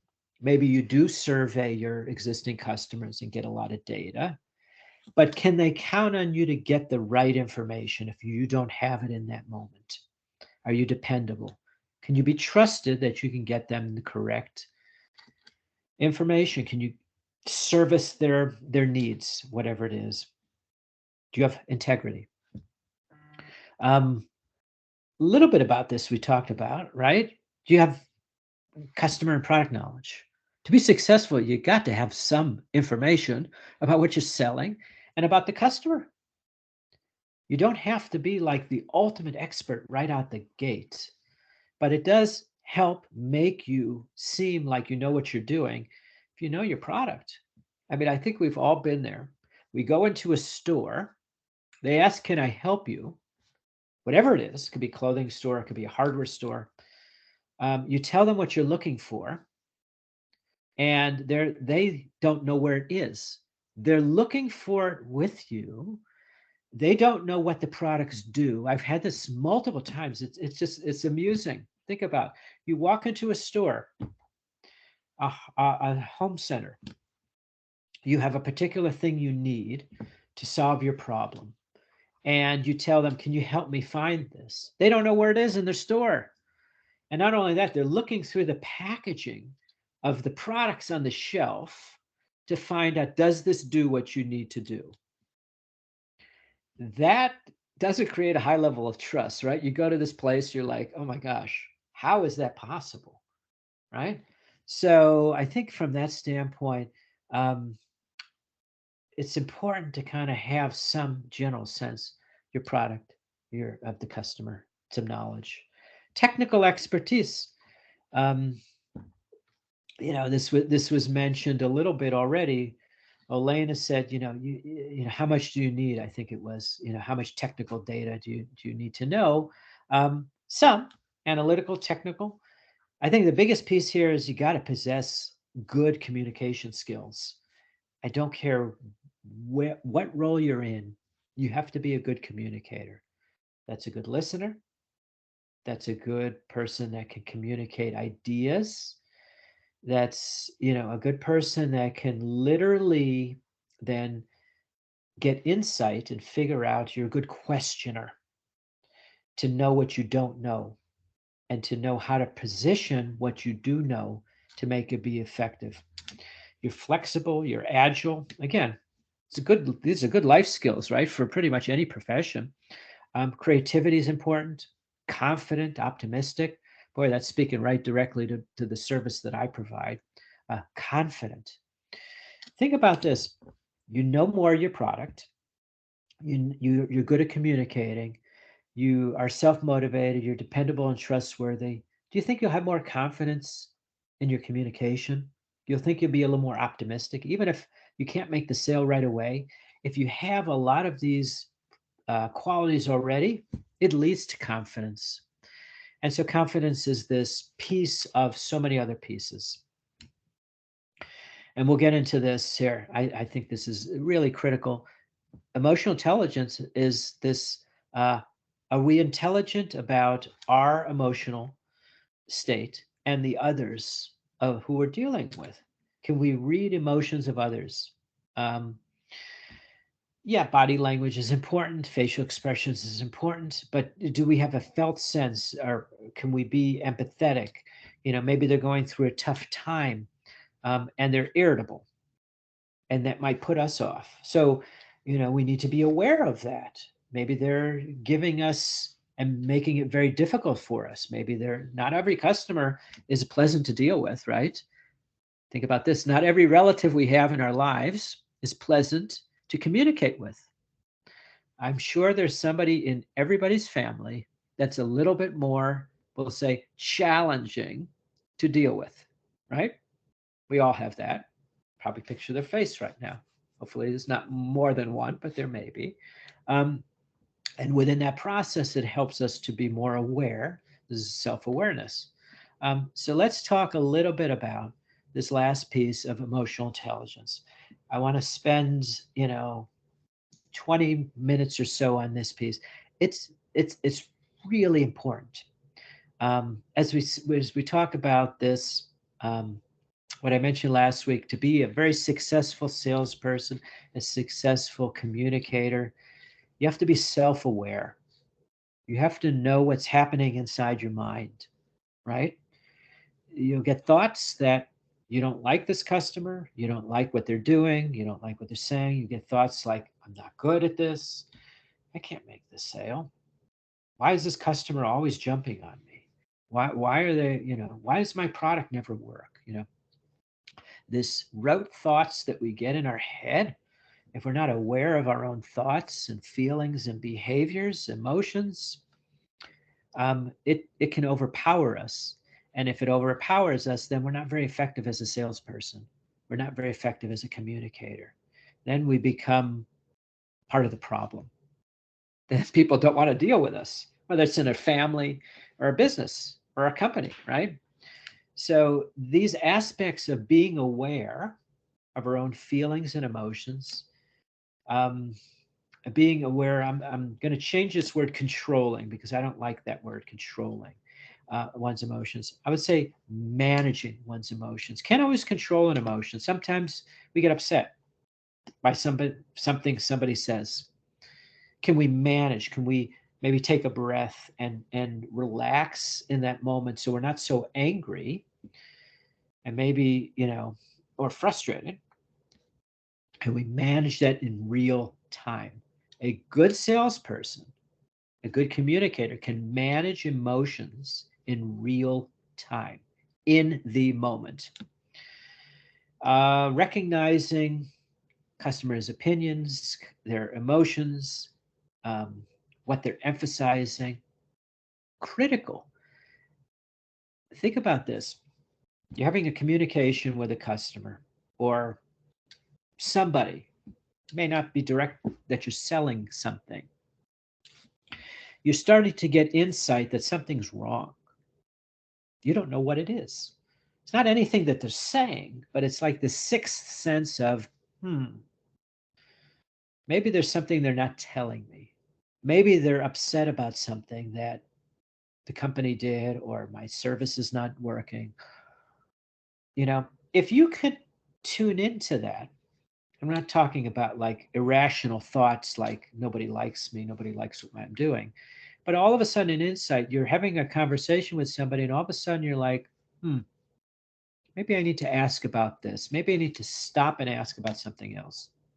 You'll be much more effective at communicating whether it's to your boss, to a coworker, to somebody in your organization, to the customer, to within your family. If we're able to use our emotions to interact effectively with others, and that's all about emotional intelligence. I'll give you a couple of names of people. If you're curious about this field of emotional intelligence, there's some amazing people in the world. And you may already know this. The book Emotional Intelligence was written by somebody by the name of Daniel Goleman, Gola. Here, I'm going to put it in the chat. You might know this name. He is sort of the, that's a capital, those are capitals.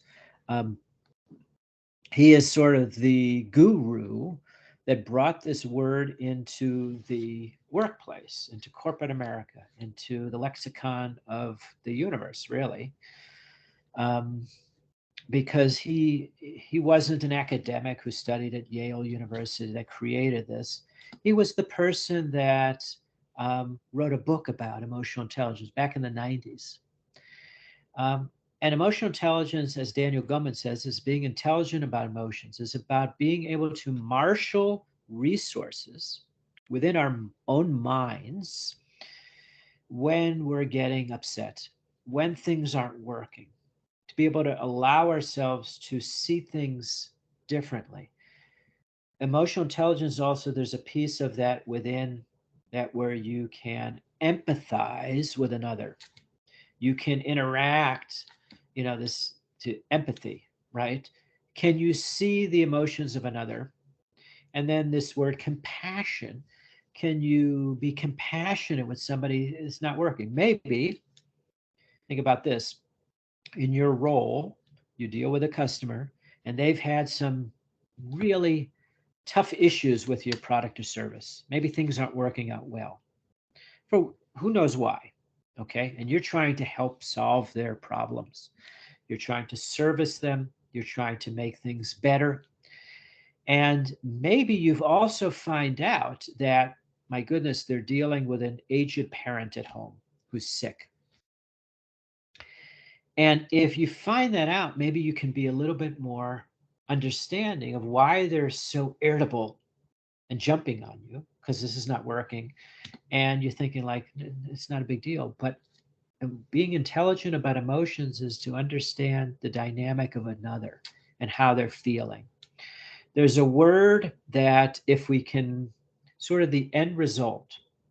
Another person I will mention, Dr. Daniel Siegel, who studies a lot in terms of communications and how he's a medical doctor, but how we relationships, how we interrelate within relationships.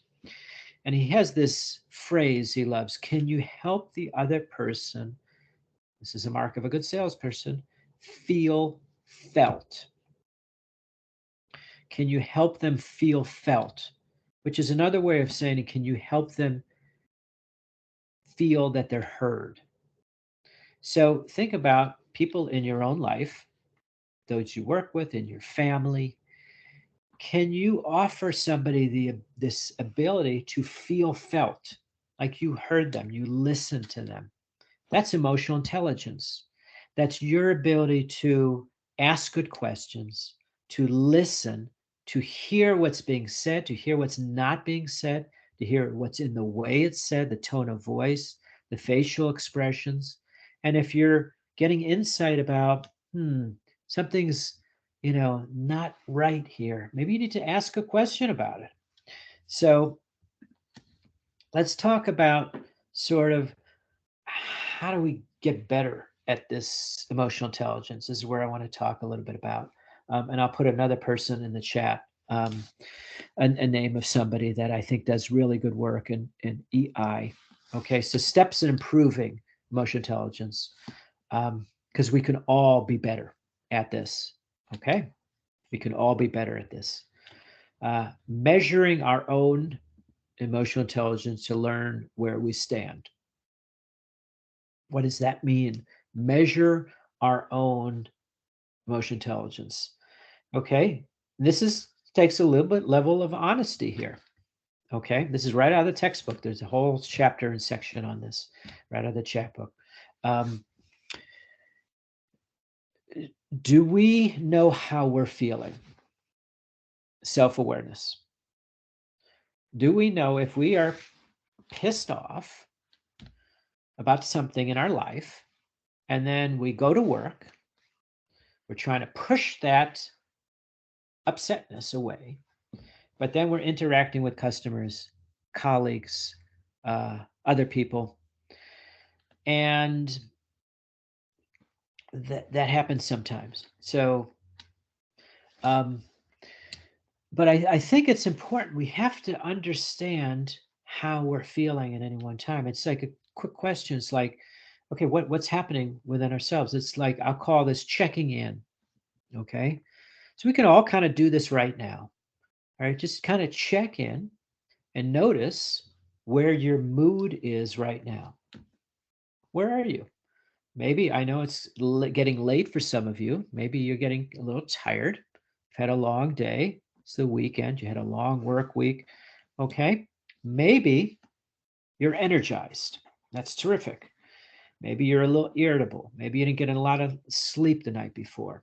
Maybe you have a lot on your plate. There's a lot happening in your life. You're a little overwhelmed.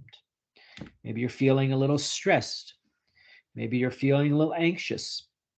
It's important to be aware of where you are coming from so that when you are engaging with other people, say as from a salesperson's standpoint, or servicing somebody, or interacting with colleagues or family or friends, that you know what's kind of under your hood, so to speak, that might be impacting your behavior. If we're aware of it, that's 50% of emotional intelligence, to be aware of what we're feeling, because then we can do something about it. If I know I'm a little irritable because I didn't get a lot of sleep last night, and I'm going into a sales call, and I'm talking to my potential client, and they're telling me things that are why my product is not good. If I know already that I have the potential to kind of be more bothered by what they're saying, I'm aware of that. So now I'm at the ready, right? Always be ready, ABR. I'm ready because I know how I'm feeling. Or I could then, before I do that, I can know, okay, what can I do in this few minutes before I see my customer to help me get me a little more energy? Maybe I'll drink a little more water. Maybe I'll take a few more deep breaths. Maybe I'll make sure I have enough food in my body. There's a lot that you can do to manage that if you know how you're feeling ahead of time. That's a big piece. The other piece is identifying and understanding how, if you are getting, we'll call this your hot buttons. I think we all know this, right?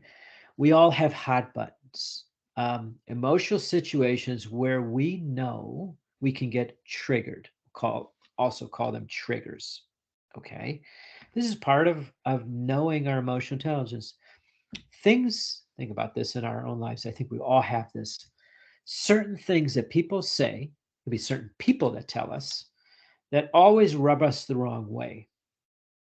And, we don't need to go into why that is, but we might know we have certain triggers. Now, you can't tell this, but but I'm not the tallest person in the world. Okay. And so if I go into, just use myself here, I'll pick apart myself. If somebody, when I was younger, when I was in school, they made fun about my height, that might bother me. Okay. And that might make me more irritable, or it might make me more aggressive, or various things.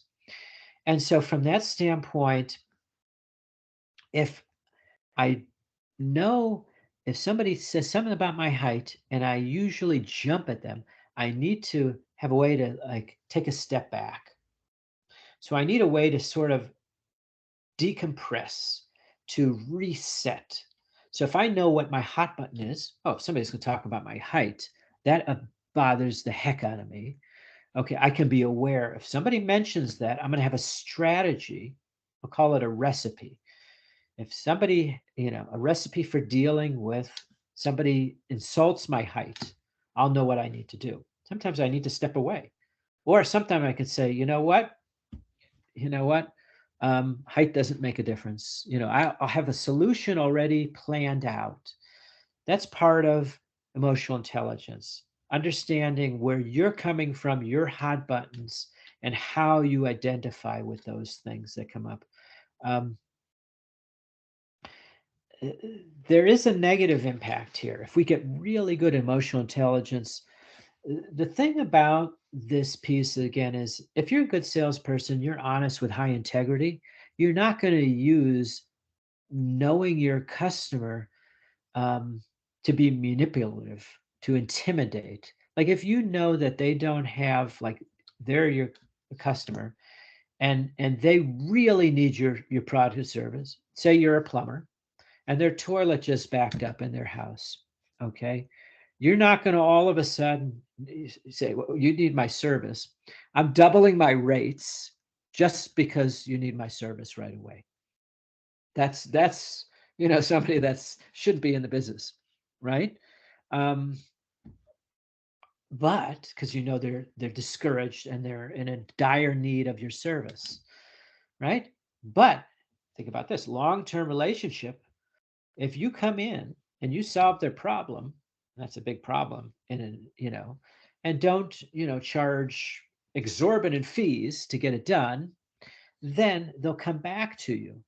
So, knowing how the customer might react, again, somebody calls you on the phone and they're in a panic situation because the service you provided is not working. If you have enough emotional intelligence to understand, number one, where you're coming from, okay, it doesn't mean you have to be calm all the time, but you can chill out if you need to. But you can also understand if you're not going to get as reactive, like they're freaking out because your service is not working, you don't need to freak out too. Can you remain calmer? Can you manage that situation? That's emotional intelligence. Understand where they're coming from, be able to manage your situation, and solve their problem. Ahmed put something in the chat about emotional intelligence, which I guess would also be helpful. So there's another person I'm going to mention here in the field. He is a psychologist at Yale. And I mentioned that his name is Mark Brackett at Yale University in New Haven, Connecticut in the United States. The people that came up with emotional intelligence, Peter Salovey and Richard Mayer, those are the two professors.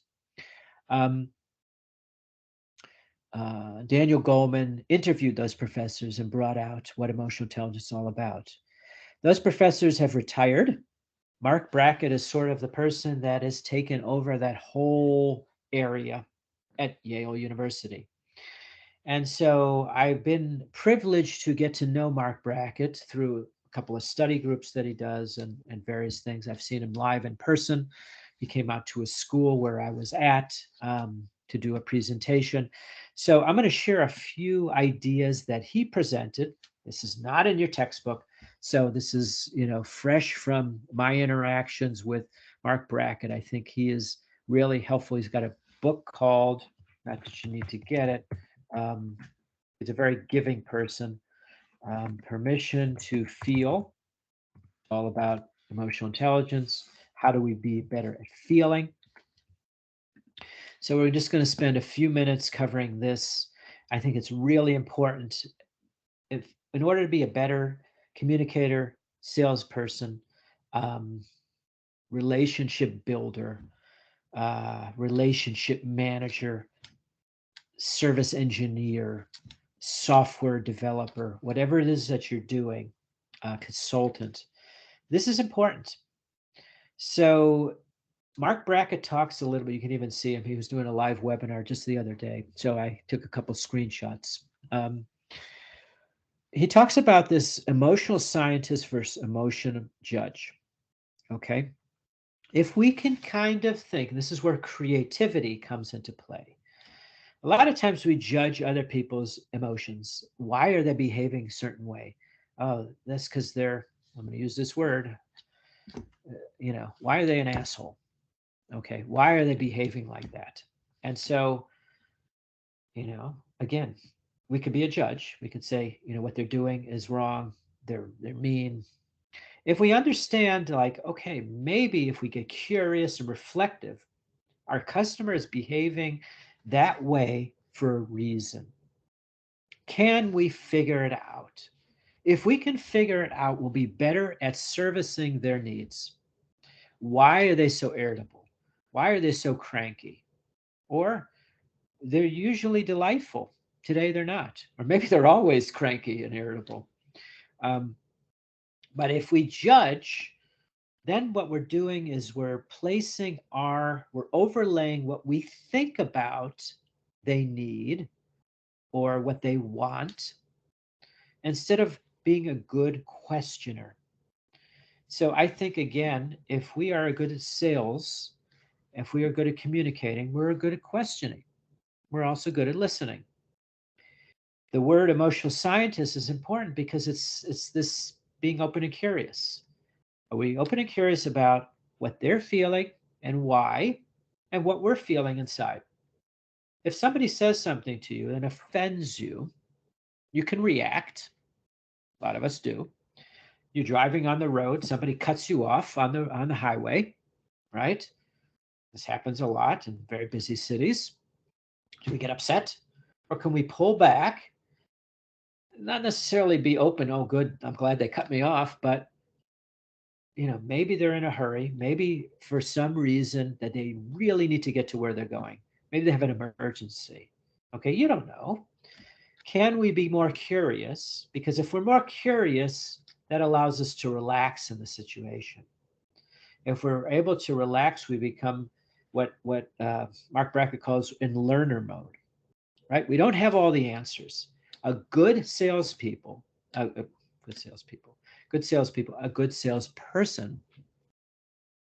understands that they might not know everything that the customer knows. Yes, they might know everything about their product, but they don't know everything that their customer knows, or the person that they're servicing or they're communicating with. So they could be a little humble. If you understand that you're always like you're an investigator, good questioner, always finding something new out, you're then providing a service beyond a service, more value. And then you're really getting to the heart and the core of the long-term value proposition, something we talked about at the very beginning of this chapter, the long-term value that we're creating for this customer, right? So can we be more curious? We're like the role of a scientist in emotional intelligence. And it kind of makes it think like we're more creative. We're thinking outside the box, if you will. And I think it's really important for us to kind of know, where are we at as we check in and notice, where's my energy level? Where's my mood? Where's my, what's happening? Am I present? Am I engaged, or is my mind drifting somewhere else?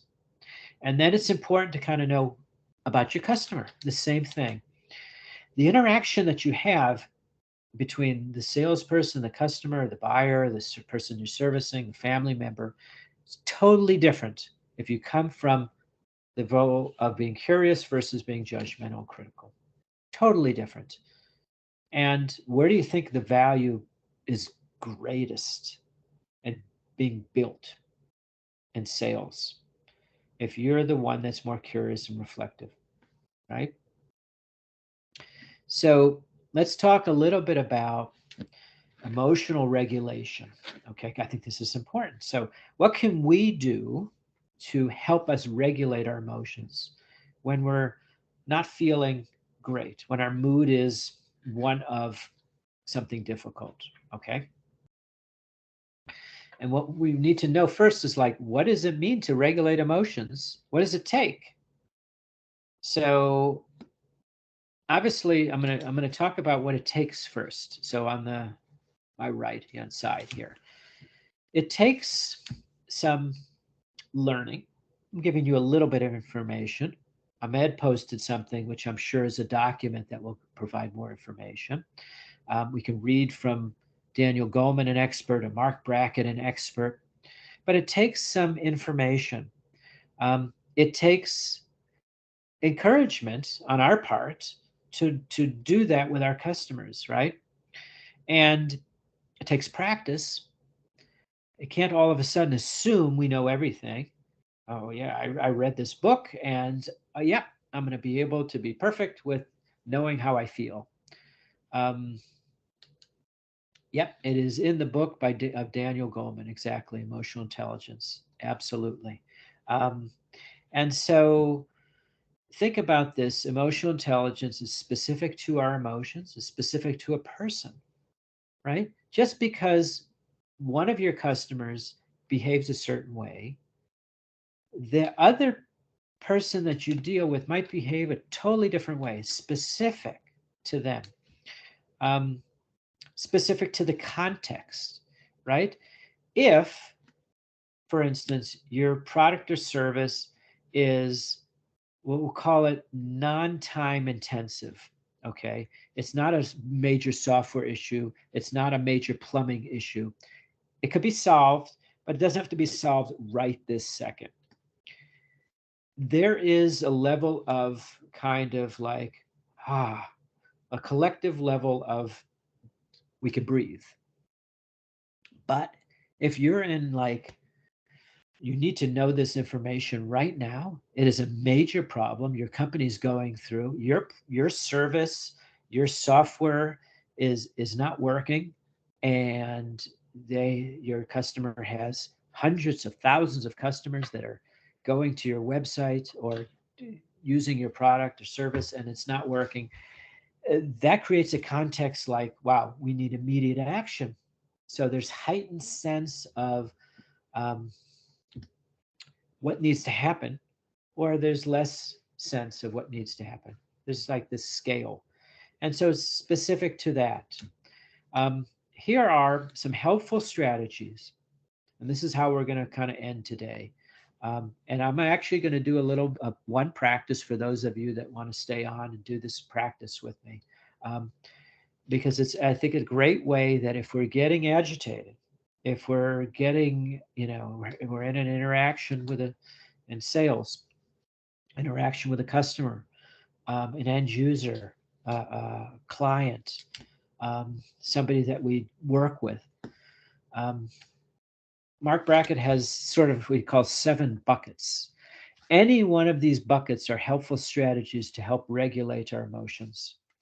So it starts with we check in, we notice something's not right within me. I'm not feeling great. I'm irritable. I'm maybe I'm anxious. Maybe I'm a little frustrated. Maybe I'm, whatever it is. These are 7 things that we can do to manage, sometimes ahead of time. Here's the thing. One of his things he talks about is, okay, engaging the body, exercise, sleep, nutrition. If you didn't get enough sleep and you're dealing with a customer and you're more irritable, you can't all of a sudden tell the customer, you know what, can you come back to me in, say, 3 hours? I want to take a nap. Obviously, that's not realistic. If you normally, and I'm a runner, so if I run, and I know running is a great way to reduce stress, I can't tell my customer, you know what, I'm not feeling great. I know you got an issue. Can you wait? Give me 45 minutes. I want to go for a jog and I'll come back. Contextual, right? So you got to have multiple strategies. You got to have multiple ways to deal with whatever it is going on. Mindset. Mindset is about, again, thinking about being curious. Emotional scientist versus emotional judge. Mindset is about, okay, how do you view your customer? Do you view them already as a pain in the butt? They're the person that always comes with, they're very critical of me. Or do you view them as kind of more neutral? Can you view them in a way that they're just a customer, and they got a lot of issues and a lot of responsibilities, and usually they come to me, they're uptight, but it's because of where they work. Their company's uptight. That's mindset. If I can work with a customer and my mindset is knowing that they're always going to be agitated, but it's because their company makes them agitated, I could be a better salesperson. I could be a better account rep. I could be a better manager. Versus I'm judging them all the time. Wow, what an a-hole they are. They're always, coming to me with problems, right? That's mindset, how I view others, how I view myself, how I view the world. Okay. Another thing we can think about is emotional self-awareness, right? Do we recognize and understand how we're feeling? There is something in emotional intelligence. It's about labeling emotions. If you can actually put a label on how you're feeling in your mind, like kind of give it a label, feeling a little bit, we'll call it irritable right now. If you literally can put a label on it, you can, this phrase comes from, again, this Daniel Siegel, name it to tame it. If you can name it, what happens in your brain is this emotion that came out doesn't have as much intensity. If you could label it, that's all you need to do is because then you're aware of it. If you're aware of how you're feeling, it won't have as much negative pull on you to make you feel more negative. And so if we're able to label it, again, the book by Daniel Goleman does a great job of helping us. Mark Brackett's book, there's a number of other people that in this field that are terrific. Those are two of the leading voices. Quieting the noise. This is important. Maybe before you start your day as a salesperson, as a consultant, as a software engineer, can we do, this isn't always appropriate, obviously, if mindful breathing or taking a breath. Usually if we are in an anxious setting or we're stressed or overwhelmed, this could be very helpful from the standpoint of maybe not as much in overwhelm, but more in stress and anxious. So we're going to try this little practice here. I think this will be good. As you go about your day, as you go about these courses, as I give you more assignments and say, okay, next week, and I should talk about next week, we're going to read 2 chapters, chapter 2 and chapter 3. Oh my gosh, you got 2 chapters to read. Know how you're feeling about that. Know that you got a lot of other work. So now you got double the amount of work. I should tell you, chapter 2 is, I'll call it's a heavy chapter in content, meaning it's about ethics and the legalities, but I'm going to make it lighter, meaning that I'm not going to cover it as deeply because I don't think it's as important for what you and I and all of us are doing in this class. Some of the things are very much United States centric, and we're international with people all over the world. Some people are in the US, a lot of you aren't. And so some of the stuff in there is not pertinent, and that's okay.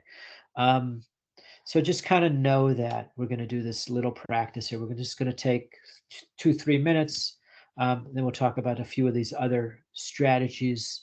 And then I'll give you the assignment for next week, and then we'll be done. Okay.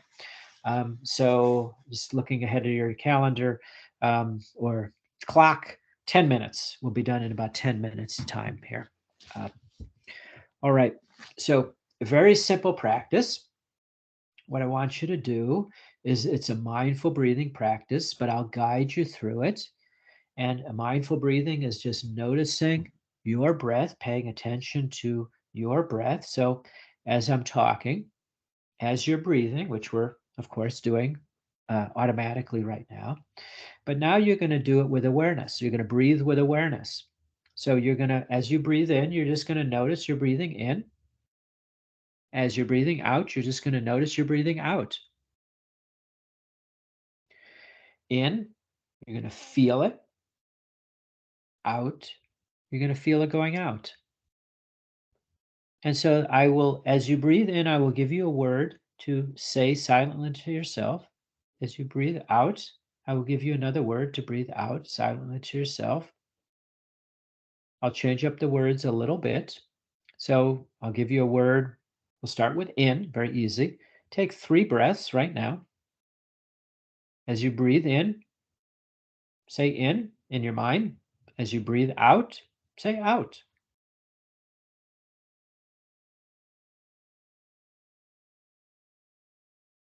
Just notice how that feels.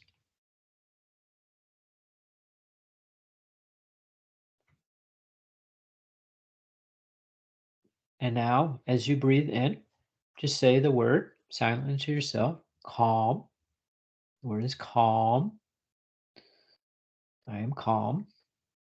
As you breathe in, you say calm. As you breathe out, you say the word ease. So calm as you breathe in. Silently say the word ease as you breathe out. Keep feeling your breath. Just notice how that is. Breathe in, calm. Breathe out, ease. A couple more breaths like that.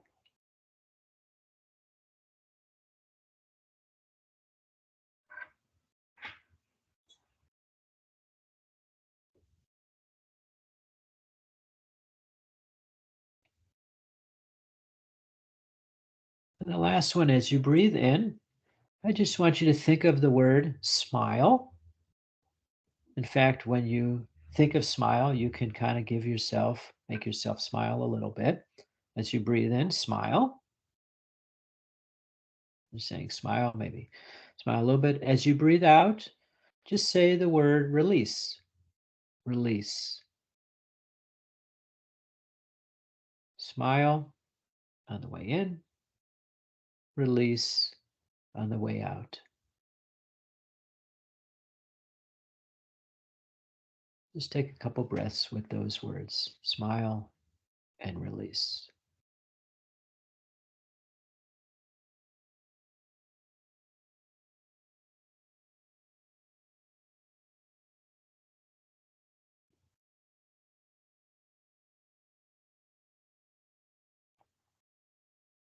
And just notice, as you check in, part of emotional awareness is to check in, notice how you're feeling. We've been going for nearly 2.5 hours, right? We had a short break, but 2.5 hours. And we're only going to go for 5 more minutes. But just kind of notice how you're feeling right now. And notice how, by changing your breathing and those couple of words, in, out, smile, release, calm, ease, you choose a word. This could be the same word on in and out. Notice how you feel. Notice how that makes you feel. And part of that is emotional intelligence, knowing how you're feeling, knowing that there's something you could do to change how you're feeling. Then that becomes the emotional scientist. We get curious. I can do something to change how I feel before I make a sales call, before I contact that customer, before I talk with my boss, before I go in and talk to my family, my colleague, a friend, whoever. If you choose to, that's where it's powerful. So in finishing up here, there's a couple of other strategies, shifting thoughts. I mean, we could do a whole class on cognitive behavior therapy. Social support is important. Sometimes it takes, call a friend, call a colleague. You know what? I got this customer is giving me issues. How can I deal with that? You call your boss, customer, family member. Spending time wisely is all about organizing your time, right? And knowing how you do that well, figuring things out. Where do you spend your time? So that's the class for this this week. Couple of things, housekeeping notes. And I just want you to kind of know, as we talk about this this class from going forward.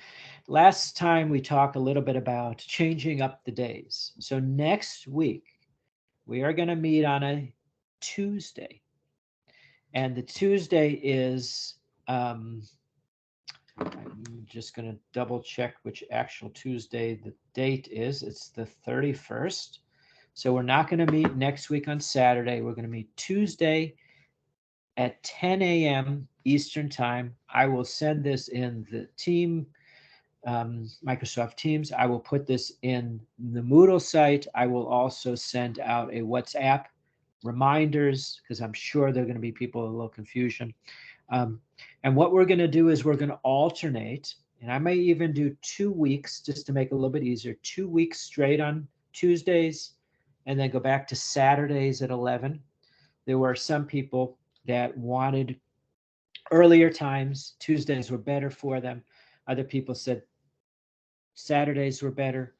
Everything is being recorded, so you can catch the class either way. But I want to give everybody an opportunity because there's some people that can't be on this call that prefer Tuesday. They can have a couple classes with us live, and then those will watch the recording and then vice versa. So we're going to meet on Tuesday. Chapters 2 and chapters 3 we're going to cover. There will be another quiz for those chapters, a very short one. We're not going to have any assignments for a couple of weeks, and I'll make sure you all know about that. So have an amazing rest of your day. Hopefully it's a little more relaxed and chill as we did that practice. But that's all I have for you. The recording for this class will be posted. Sarah's taking care of that for us. You have the PowerPoints. If there's additional questions you need, you can put those in the WhatsApp group. You can reach me that way. Otherwise, have an amazing rest of your weekend. If it's a morning, you got a whole day. If it's evening, get some rest. May you sleep well, have fun. It's been a great class. I appreciate your input. And I will see you all a week from Tuesday, hopefully. Again, I'll make that clear in terms of the time.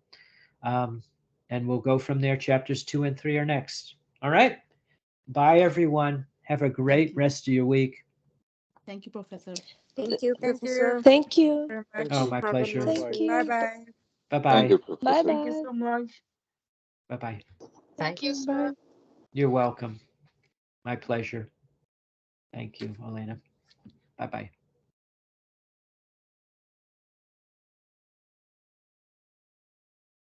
Good luck.